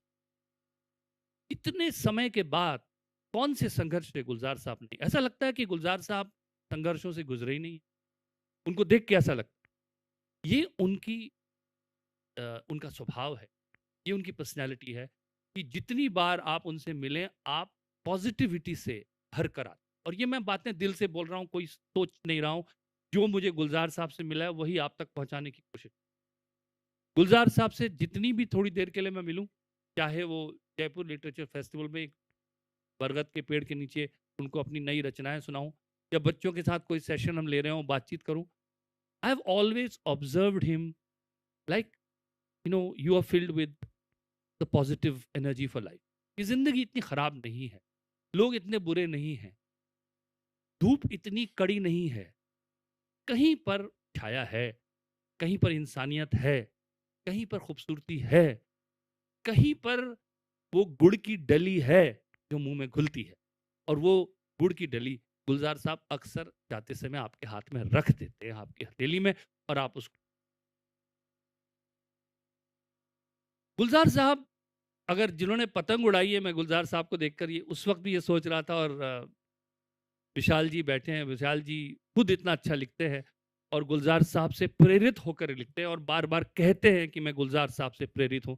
मैं भी एक बार बार कहता हूँ कि गुलजार साहब से कौन प्रेरित नहीं हो। मैं कह रहा था कि हम जब पतंग उड़ाते हैं तो कुछ पतंगें इधर उधर लड़ती लड़ाती हैं, लेकिन हमेशा आसमान में नजर जाती एक पतंग होती है जो ऐसा लगता है हमेशा से वही थी, ठहरी हुई सी बीच में आती है। और हम रामपुर में रहते थे, उसे कनकौआ कहते थे, बड़ी पतंग। वो देखो और वहां जाना है उस पतंग को लेके। वो एक ठहरे हुए व्यक्तित्व की पहचान है, वो पतंग। गुलजार साहब वो पतंग जो मुझे ऑलमोस्ट लगता है कि आसमान का हिस्सा है। ऐसा लगता है कि वहां हमेशा थी और हमेशा रहेगी। कल्पना करना मुश्किल है कि हम हमारी फिल्म इंडस्ट्री की बात करें और गुलजार साहब उसके पर्याय ही है। ऐसा लगता है कि he was there and he has to be there. यहाँ के होने की शर्त है कि गुलजार साहब वहाँ हों, और गुलजार साहब आपको रहना ही होगा किसी न किसी तरह से हमारे बीच, व्यक्तित्व के रूप में, शरीर और भावनाओं के रूप में, और कृतित्व के रूप में, आपकी कृतियों के रूप में। और मुझे लगता नहीं उसकी अनुगूंज कभी समाप्त हो सकती। मुझसे कहा था कि कोई रचना मैं एक दो पढ़ दूं, तो गुलजार साहब आपसे ही प्रेरित, यही जो कह रहे थे, खुल के मुस्कुरा ले, सुना देता हूँ आपको, आपकी दिखाई देगी। खुल के मुस्कुरा ले तू, दर्द को शर्माने दे।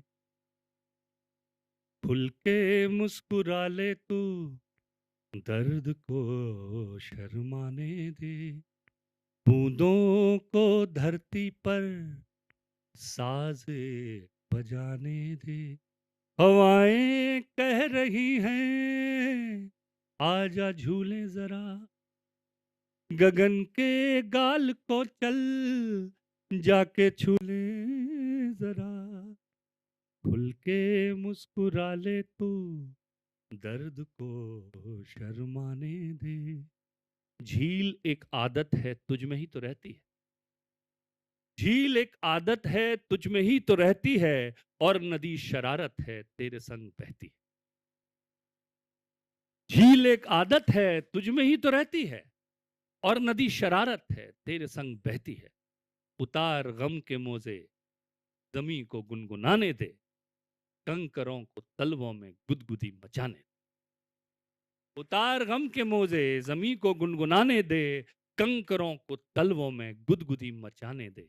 हवाएं कह रही हैं आजा झूले जरा, गगन के गाल को चल जाके छूले जरा।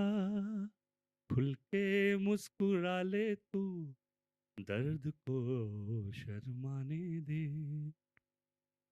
एक और रचना जो मैं जिससे समाप्त करूंगा अपनी बात, कि गुलजार साहब हैं यहाँ पर, जब भी मैं करता हूँ इस बात का, गुलजार साहब का,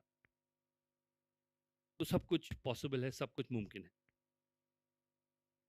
बंजर धरती के सीने पर पैर पटक के नन्हा अंकुर, एक हरी सी जिद पर उतरे मुमकिन है। बंजर धरती के सीने पर पैर पटक के नन्हा अंकुर, एक हरी सी जिद पर उतरे मुमकिन है। सूरज मुट्ठी के अंदर हो और दरारों से उंगली की छलक रोशनी फर्श पे बिखरे मुमकिन। पर्वत के माथे से उतरे एक पगडंडी बने विशाल नदी सागर से मिलने जाए मुमकिन है।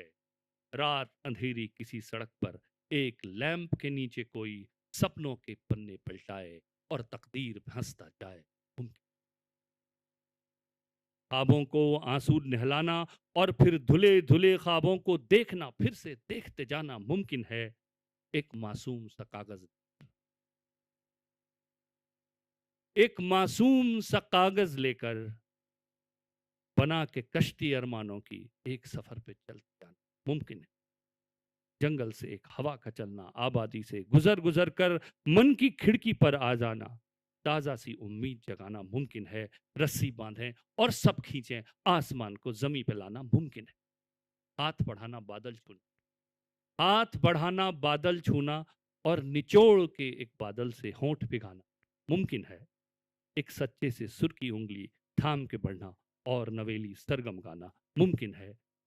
सब कुछ गुलजार साहब करते रहे हैं। बीचों बीच हथेली के एक नारंगी अंगारा रखना, बीचों बीच, सुभाष जी, बीचों बीच हथेली के एक नारंगी अंगारा रखना, रूह तलक फिर सुलगते जाना मुमकिन है। आने वाले कल की आहट दूर से सुनना और दरवाजे खोल के रख राह सजाना मुमकिन। आने वाले कल की आहट दूर से सुनना और दरवाजे खोल के रखना, राह सजाना मुमकिन है। हम लोग भूल जाते हैं जब खुशी के क्षण होते हैं कि कहीं दुख भी है। घने दरख्तों के साये में पतझड़ की तकलीफ सोचना मुमकिन। घने दरख्तों के साये में पतझड़ की तकलीफ सोचना मुमकिन है। खिली खिली सी धूप की रुत में सर्द रात की टीस सोचना मुमकिन है। हेमा जी, चांद पे जाकर बुढ़िया अम्मा का चेहरा हाथों में लेकर दर्द पूछना मुमकिन है। चांद पे जाकर बुढ़िया अम्मा का चेहरा हाथों में लेकर दर्द पूछना मुमकिन है। झील में जाकर उसके दिल की गहराई से खामोशी की वजह पूछना मुमकिन। एक दीपक का तूफानों से आओ खेलें कहकर मस्ती में लहराना मुमकिन है। आंख हजारों पर एक सपना मुमकिन है। प्यास हजारों पर एक विश मुमकिन है। गुलजार, थैंक यू वेरी मच। शाम की सबसे निष्ठुर क्रिया मुझे सौंपी गई है। इस शाम का समापन नहीं हो सकता। हम किताब वाले लोग हैं, शब्दों से प्रेम करते हैं, इस प्रेम की पाती में अपना जीवन पिरोते हैं। आज इस मुबारक मौके पर मुझे परम आदरणीय श्री गोपी चंद नारंग जी याद आते हैं। मुझे उनकी अंतिम किताब पर काम करने का मौका मिला था और उनकी एक वाक्य है जो मैं ज़िंदगी भर नहीं भूलूंगी, और वो गुलजार साहब को समझने के लिए मुझे लगता है बहुत मौजू हैं। उन्होंने कहा कि गुलजार जैसा सीखने वाला भी कोई नहीं है और सिखाने वाला भी कोई नहीं है। अपना दादा समझ के जो डांटे डांट खाती रहना, वही चल रहा है। आपका साथ एक आशीर्वाद है सर, बहुत धन्यवाद। वाणी की धरोहर है और 61वें वर्ष में वाणी प्रकाशन युवा और ऊर्जावान आज के इस कार्यक्रम के बाद महसूस कर रहा है। गुलजार साहब, हजार राहें मुड़ के देखी कि इस बेहद खूबसूरत शाम आप लोगों से सजी है। आप सबका बहुत बहुत धन्यवाद। मुझे लगता है हम में से बहुत लोग ये चाह रहे हैं, लेकिन क्योंकि एक आगाज नहीं हुआ, एक standing ovation for our dear Gulzar साहब।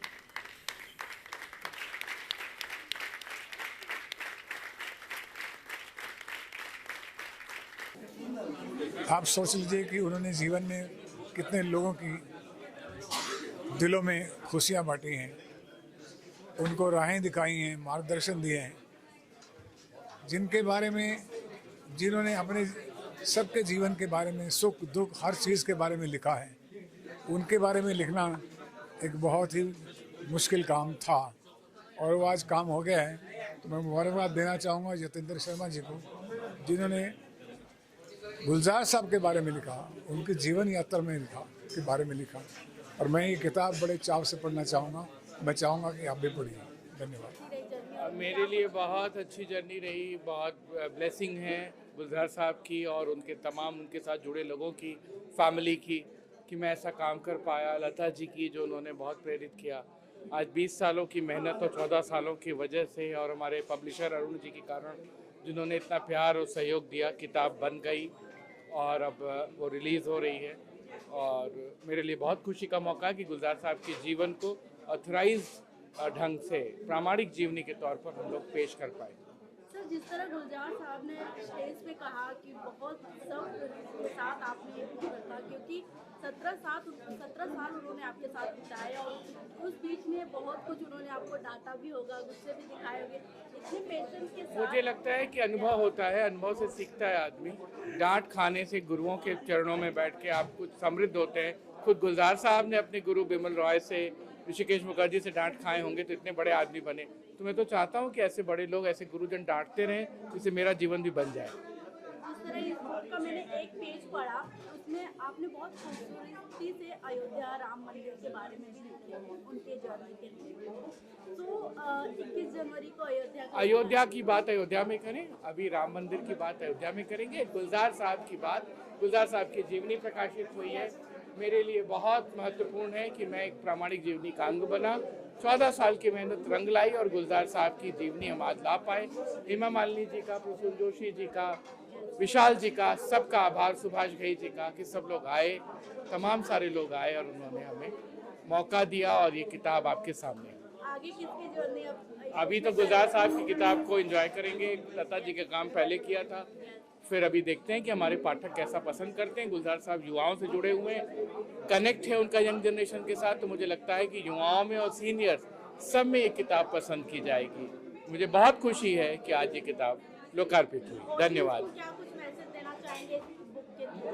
किताब पढ़ें, ज़्यादा से ज़्यादा गुलजार साहब के जीवन के बारे में जानें, यही सबसे बड़ी बात हो। देखिए, हर किताब अपने आप में एक चैलेंज होता है, हर किताब अपने आप के एक सवाल रखती है, हर किताब के साथ आपको गुजरना पड़ता है, तब वो किताब बनती है। ये तो एक किताब है, ऐसी बहुत सी किताबें हैं जो हम लोग तैयार करते हैं। किताबें बेचने वाली दुकानें खास होती हैं, यहाँ जज्बात मिलते हैं, यहाँ समानात, यहाँ आदमी को इंसान बनाने के समानात मिलते हैं। ये किताबों की दुनिया एक अलग किताबों की दुनिया होती है।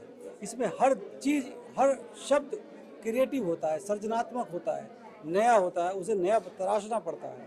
किताब के पहले पन्ने से लेकर आखिरी पन्ने तक, शुरू के पेज से लेकर आखिरी पेज तक, कोई पेज हो उसको आपको तराशना पड़ेगा, तभी वो किताब बनती है। किताब छपना बनना एक जटिल प्रक्रिया होती है ये, लेकिन सबको मिलने के बाद ही होता है। इसमें लेखक मिलता है, इसमें प्रकाशक मिलता है, इसमें ऐसे हमारे बहुत सारे वो लोग हैं जो किताबों के लिए अपना पूरा जीवन खपा देते हैं, हमारे एडिटर्स होते हैं, तभी किताब बनती है। किताब बनना कोई सरल, इस किताब के साथ ये 20 साल की जर्नी है। 20 साल की जर्नी कम नहीं होती। आदमी बच्चा होता है, युवा हो जाता है, युवा होता है, नया नव प्रौढ़ बन जाता है। तो ये किताब ऐसी ही किताब है, जब ये किताब का काम शुरू किया गया और आज तक भी इस किताब में बहुत सी चीज़ें हैं, बहुत से काम अभी और भी होने हैं। इसके नए संस्करण आएंगे, उसमें भी नई और भी चीज़ें होंगी। तो इसलिए किताब का बनना एक साधारण प्रोसेस नहीं होता है। इसमें एक लेखक का जीवन लगता है, इसमें एक प्रकाशक का पूरा समय लगता है। इसमें कम से कम एक जब किताब छपती है तो 12-13 क्रिएटिव लोग होते हैं, तब एक किताब बनती है। तो और हर पन्ना इसका एक अपने आप में अलग दास्तान रखता है। तो ये किताब जब से शुरू हुई है, अब से लेके बहुत सारी विघ्न बाधाएं आई, बहुत सी समस्याएं आई। किताब तैयार होने में बहुत कुछ प्रक्रिया से गुजरी और आज किताब महत्वपूर्ण तरीके से, साफ तरीके से आपके हाथों में है।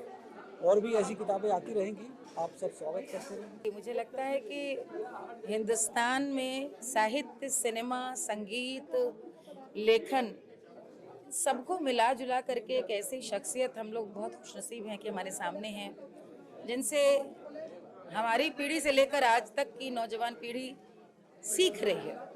उनके सिनेमा को देखकर सिनेमैटिक सेंसिबिलिटी, उनके लेखन को पढ़ करके शब्दों में किस तरह से जादू पैदा किया जा सकता है। गुलजार साहब अपने आप में किताब हैं और गुलजार साहब ने इतने रंगों को जिया है कि समग्रता से उनको जानने समझने के लिए वाकई एक किताब आनी चाहिए थी। और जैसा कि आज इस किताब के लॉन्चिंग में पता चला है कि यतीन्द्र मिश्र जी ने 14 बरस लिए इस किताब को सामने लाने में, तो जैसे धीमी आंच पे खाना पकता है, उसी तरह से इस किताब का भी आप यदि देखें तो उनकी पूरी जो जर्नी है, शुरू से लेकर के मुंबई आने की पूरी स्ट्रगल और साथ में पूरे 7-8 दशकों की जो पूरी उनकी यात्रा है मुंबई में, जहाँ पर वो उनकी गति एक निर्देशक होने पे नहीं रुकती, एक गीतकार होने पे नहीं रुकती, मुसलसल एक लेखक होने के रूप में जारी है।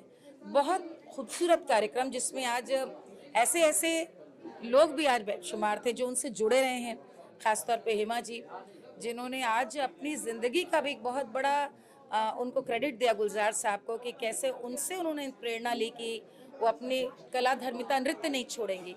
साथ में विशाल जी वहाँ पर थे जो कि उनके पूरे दिन रात के साथी हैं, प्रसून जोशी जी, और मैं बस यही कहूँगी यहाँ पे मनोज जी थे, अमीश त्रिपाठी जी थे, बहुत सारे ऐसे लोग, सलीम आरिफ जी जैसे, जो गुलजार साहब को, और हमारे जैसे न मालूम कितने लोग जो उनको बचपन से उनकी इबादत करते आए, उनसे मोहब्बत करते आए हुए हैं।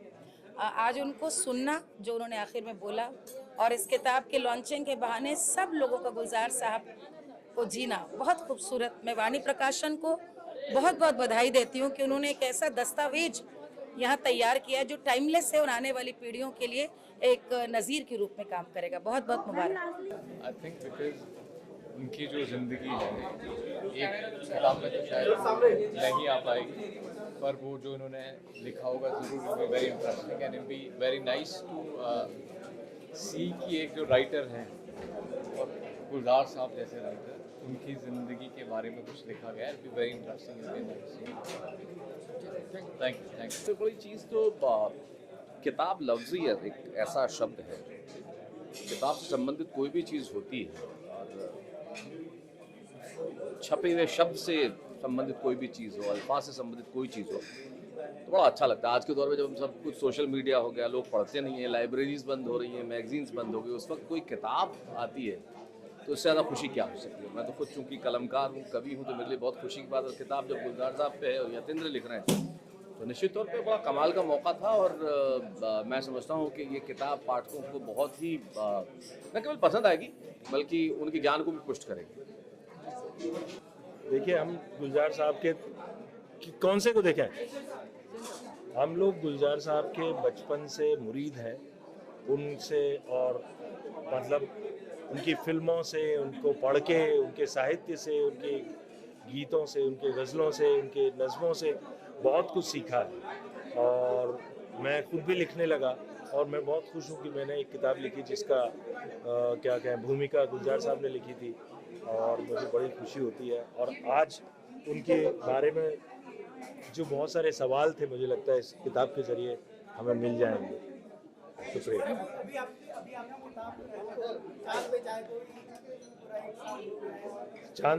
चांद पे चाय मेरी, हाँ, 1 साल से थोड़ा ऊपर वक्त हो गया, और 2 एडिशन आ चुके हैं उसके वाणी। अरे वाणी प्रकाशन के साथ मेरा अनुभव आज का नहीं है। मतलब एक तरह से मेरी किताब चाहे पहली दफ़ा छपी हो, लेकिन हम लोग वाणी प्रकाशन को कब से पढ़ते आ रहे हैं, है ना।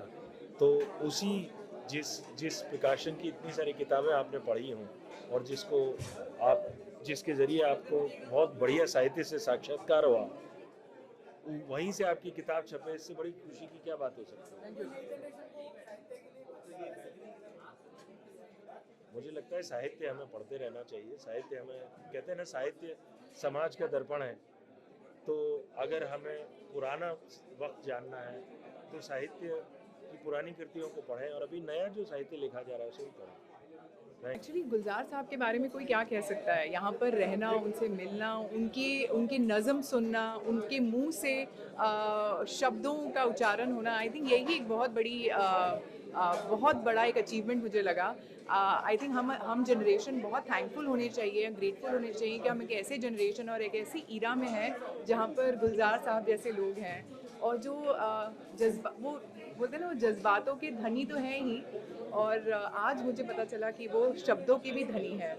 और ये शब्द जैसे वो बोलते जा रहे थे, मन को छूता जा रहा था। And I think I am a great fan of his, the whole nation is, and I am sure there are the world knows Gulzar Sahab, and I'm very fortunate enough to be in this generation and witness his legacy. Thank you so much. किताब बहुत अच्छी हुई है। वो इसलिए ही नहीं अच्छी हुई है कि मेरे बेटे ने लिखी है, बल्कि जिनके बारे में लिखी है गुलजार साहब, उनकी वजह से किताब अच्छी हुई, क्योंकि गुलजार साहब सिर्फ लेखक ही नहीं, कवि ही नहीं, निर्देशक, प्रोड्यूसर, नाटककार, कथाकार, बच्चों के लिए गीत लिखने वाले, सब कुछ है। तो जब किरदार बड़ा हो तो किताब भी बड़ी हो जाती है। तो मैं इस बात के लिए बहुत आभारी हूँ गुलजार साहब का कि उन्होंने मेरे बेटे को 14 साल का समय दिया किताब लिखने के लिए। 2024 की शुरुआत हो चुकी है, उसी के साथ हमारे गुलजार साहब के साथ हमारी शुरुआत हुई है। गुलजार साहब मतलब यहाँ दिल में हमारे बसते हैं। मैंने उनको बोला भी सर कि हम आपको देखकर जीते हैं, और सर ने जो जितने गाने लिखे हैं, जो उनकी रुबाइयाँ रही हैं, वो आई थिंक बच्चा बच्चा जानता है। जनरेशन बदल जाएगी, कुछ भी बदल जाएगी, इंसान कितना भी हाईटेक बन जाए, बट हम गुलजार साहब को नहीं भूल सकते। और उनकी जो ये बुक अभी लिखी गई है यतीन मिश्रा जी के द्वारा, बहुत ही ख़ास है, उनकी ज़िंदगी से रिलेटेड है, और मैं ज़रूर पढ़ूँगी। और मैं चाहती हूँ कि आपको और जानना है उनके बारे में तो बिल्कुल पढ़िए। और हेमा मालिनी जी जो हमारी चीफ गेस्ट इस फंक्शन की, तो उन्होंने बहुत ऐसी अच्छी मतलब किस्से सुनाए जो हमने आज जिए हैं। तो इससे अच्छा बॉलीवुड के लिए क्या हो सकता है कि इतने सारे सितारे, इतने बड़े बड़े लोग, इतने अच्छे लोग, हमारी रेखा भारद्वाज जी से लेकर विशाल भारद्वाज जी, हमारे बहुत मतलब नामी गिरामी लोग, ये सब एक मंच पे थे, और इससे अच्छा मेरे लिए पल हो नहीं सकता। मैंने इस पल को आज बहुत दिल से जिया है। Thank you. देखिए, ये अरुण माहेश्वरी जी वाणी प्रकाशन वाले जो हैं, ये इनका बड़ा शौक है। किताब इनका प्रोडक्शन भी बहुत अच्छा है, हमारी किताबें भी इन्होंने शाये की है, बहुत ही अच्छा काम करते हैं। अब रही गुलजार साहब की शायरी के बारे में, तो गुलजार साहब की तो बहुत सारी किताबें इन्होंने शाया की, आपने देखी होगी। और यार जुलाहे जो इनकी हिंदी में है, उसका उर्दू की दिबाचे का तर्जुमा हम नहीं किया। तो उनकी कविताएं बहुत उस तरह की हैं कि अलग हैं बिल्कुल। गुलजार की कविताओं और शायरी के कहूँ तो उनकी नज़में बिल्कुल अलग हैं, और उनकी नज़में पढ़कर के एहसास होता है कि एक नया एहसास जो है वो लफ्ज़ों में आया है। वाणी प्रकाशन इसके लिए यकीनन मुबारकबाद की मुस्तहक़ है, और जिसके लिए अरुण जी और अदिति, ये सब मुबारकबाद के मुस्तहक़ है। गुलजार साहब का काम मरसूब है, मारूफ है। और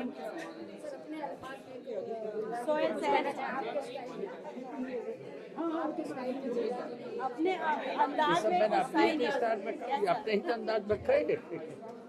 देखिए, गुलजार साहब के बारे में क्या कहना है, मतलब he is a very good poet. वो जितने अच्छे शायर हैं उतने ही अच्छे इंसान हैं। लेकिन यतीन्द्र मिश्र की ये किताब अभी पूरी तो नहीं पढ़ी है, लेकिन जितने पन्ने पढ़े हैं उसमें हर पन्ने पर कुछ नई बात लिखी है, कुछ नया अध्याय है। तो इस किताब को पढ़ने के लिए बहुत ही मनचित्त की ज़रूरत है। मनोयोग से पढ़ा जाए इस किताब को तो शायद इसमें हर पन्ना कुछ नई बात बताएगा, नई सीख देगा, नई जानकारी देगा। ललित भाषा में लिखा है उन्होंने, और हम उनके लिखने के, उनकी रचना प्रक्रिया के भी साक्षी रहे हैं, क्योंकि यूनुस जी के पास उनके फ़ोन आते थे यतीन्द्र भाई के, और लगातार कुछ घटनाओं का जिक्र, लगातार कुछ गानों का जिक्र हुआ करता था। गुलजार साहब के लेखन, गीत रचना से लेकर उनके पटकथा लेखन, उनके फिल्मकार बनने की पूरी कहानी इस किताब में मिलती है। मैंने अभी जो भी पन्ने पढ़े उसमें मुझे हर पन्ना नया सा लगा है, तो मुझे लगता है ये किताब पढ़नी चाहिए। ये किताब नहीं बल्कि मुझे लगता है एक ग्रंथ है, गुलजार साहब की पूरी जीवनी है। ये एक ऐसा महासागर है जिसके एक मोती को बीन कर पहचान पाना या उसकी चमक को देख पाना मुश्किल है। तो इस मोती को एक बार पीने और देखें और परखें। शुक्रिया।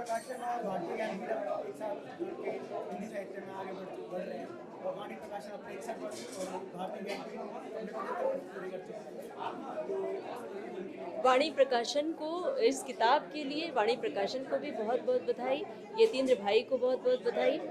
वाणी प्रकाशन अपने आप में एक ब्रांड है और प्रकाश स्तंभ है।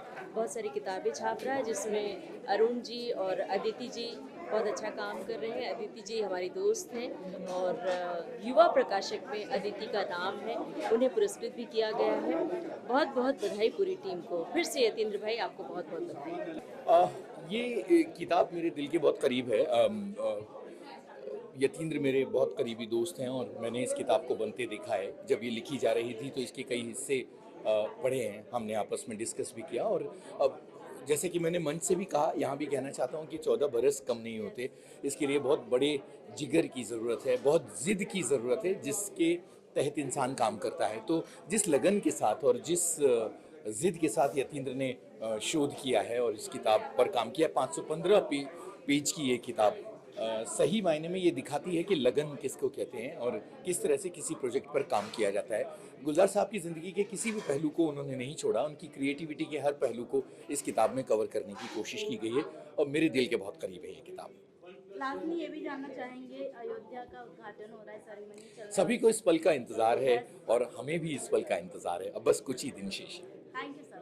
क्या कहना चाहेंगे आपके? मैं ये कहना चाहूँगी कि इस 15 साल की मेहनत जो यतीन्द्र जी ने की है और जो गुलजार साहब के बारे में लिखा है और जो उन्होंने दिन रात काम किया है इसके पीछे, ये बहुत ही कमेंडेबल है। ये किताब आप सब लोग खरीदें, पढ़ें ताकि वो सार्थक हो और वो खूब और लिख पाए। And I give lots of blessings to Yatindra ji and being an energy catalyst.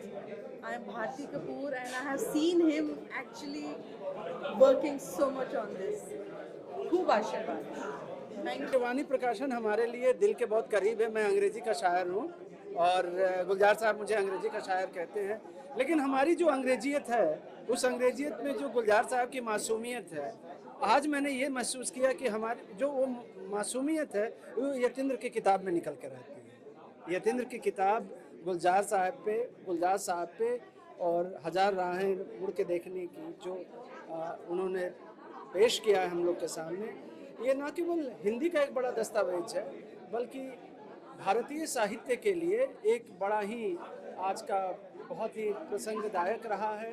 और मैं एज ए शायर, एज ए पोएट, मुझे बहुत अच्छा लगा कि पिछले 5 दशकों से हम सब गुलजार साहब के नज़्मों को पढ़कर उसकी छाया में, चाहे हम किसी भाषा में लिखें, अंग्रेजी में लिखें, तेलुगु में लिखें, तमिल में लिखें, लेकिन हम सब, जैसा विशाल ने कहा, हम सब जो बड़ा बरगद पेड़ है उसकी हम छोटे छोटे हम शाखाएँ हैं उसके।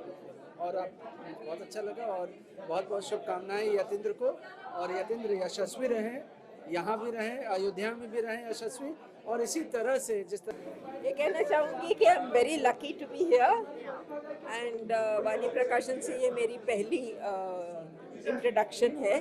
पहली बार मैं इनके साथ काम कर रही हूँ और अच्छा लग रहा है कि इट्स अ ह्यूज ऑनर कि मैं इसे ट्रांसलेट कर रही हूँ। और मेरा यही डर है कि मैं इस लायक हूँ या नहीं, मुझ में ये काबिलियत है कि नहीं। अब देखूंगी, कोशिश तो करूंगी। गुलजार साहब की शायरी की बात किया जाए तो एक अपने आप में एक कहानी बयां करती है, तो क्या कुछ उनकी शायरी के रिलेटेड कहना चाहिए? कोई ऐसा शायरी है जो आप उसे अपने डेली रूटीन में फॉलो करते हैं? नहीं, मैं तो ऐसे कुछ क्लेम नहीं कर सकती हूँ कि उनका कोई शायरी मैं डेली रूटीन में फॉलो करती हूँ, पर बहुत ही अच्छा लगता है वो जो उनके गाने मैं बहुत पसंद करती हूँ, गाती हूँ। बट एक चीज़ मैंने उनसे सीखा है, ऑफ एसोसिएशन ऑफ थॉट। जो मैंने स्कूल में जब मैं पढ़ती थी, जॉन डन करते थे ऐसे कि यहाँ से लेके किसी चीज़ को वहाँ ट्रांसफ़र करना और उसे अप्लाई करना। So first of all congratulations, क्योंकि किसी भी चीज़ का बनना जो होता है ना, वो आसान तो होता नहीं है, और ख़ास करके ऐसी चीज़ का बनना जिसमें इतने साल लगे हों, जो एक ऐसे इंसान के बारे में हो जिसकी लाइफ इतनी रिच और इतनी एक्सटेंसिव है और इतनी रिच है। और so I am really happy that he has done it. And हमारे लिए तो ये एक बहुत बड़ा ट्रीट है क्योंकि हम सबका इंटरेस्ट है गुलजार साहब में। और I want to congratulate Yatindra and Aditi the publication, because I'm sure they've all worked very hard at it and I'm looking forward to reading the book. इस गुलजार साहब की बुक ऑडियंस को क्या कुछ मैसेज देना चाहेंगे? You know, reading is a very important thing. I think we are living in an age where everything has become instant and consumable, and people are forgetting that the pleasure that you can get from a book. And when you read a book like this that takes you back in history, that takes you into your culture, it helps you see cinema, it helps you see so many things. I think it is, I hope more and more people will read it and have just the pleasure of reading a book. Thank you. Rolling. गुलजार साहब, हजार राहें मुड़ के देखी।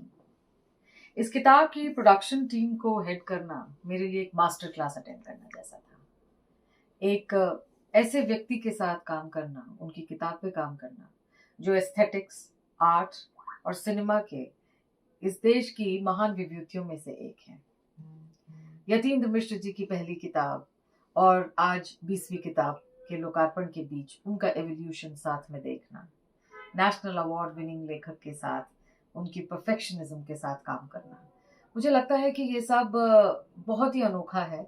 और आज जब हम इस किताब को लॉन्च कर रहे हैं ऑफिशियली, तो एक पहला एडिशन बिक भी चुका है। मतलब हमारे पाठकों के पास ये किताब बेहद प्यार पा रही है। तो आप सभी का बहुत धन्यवाद। इस किताब के अगले एडिशन की प्रतीक्षा और इसी तरीके से किताबों को समर्थन देते रहिए। Thank you.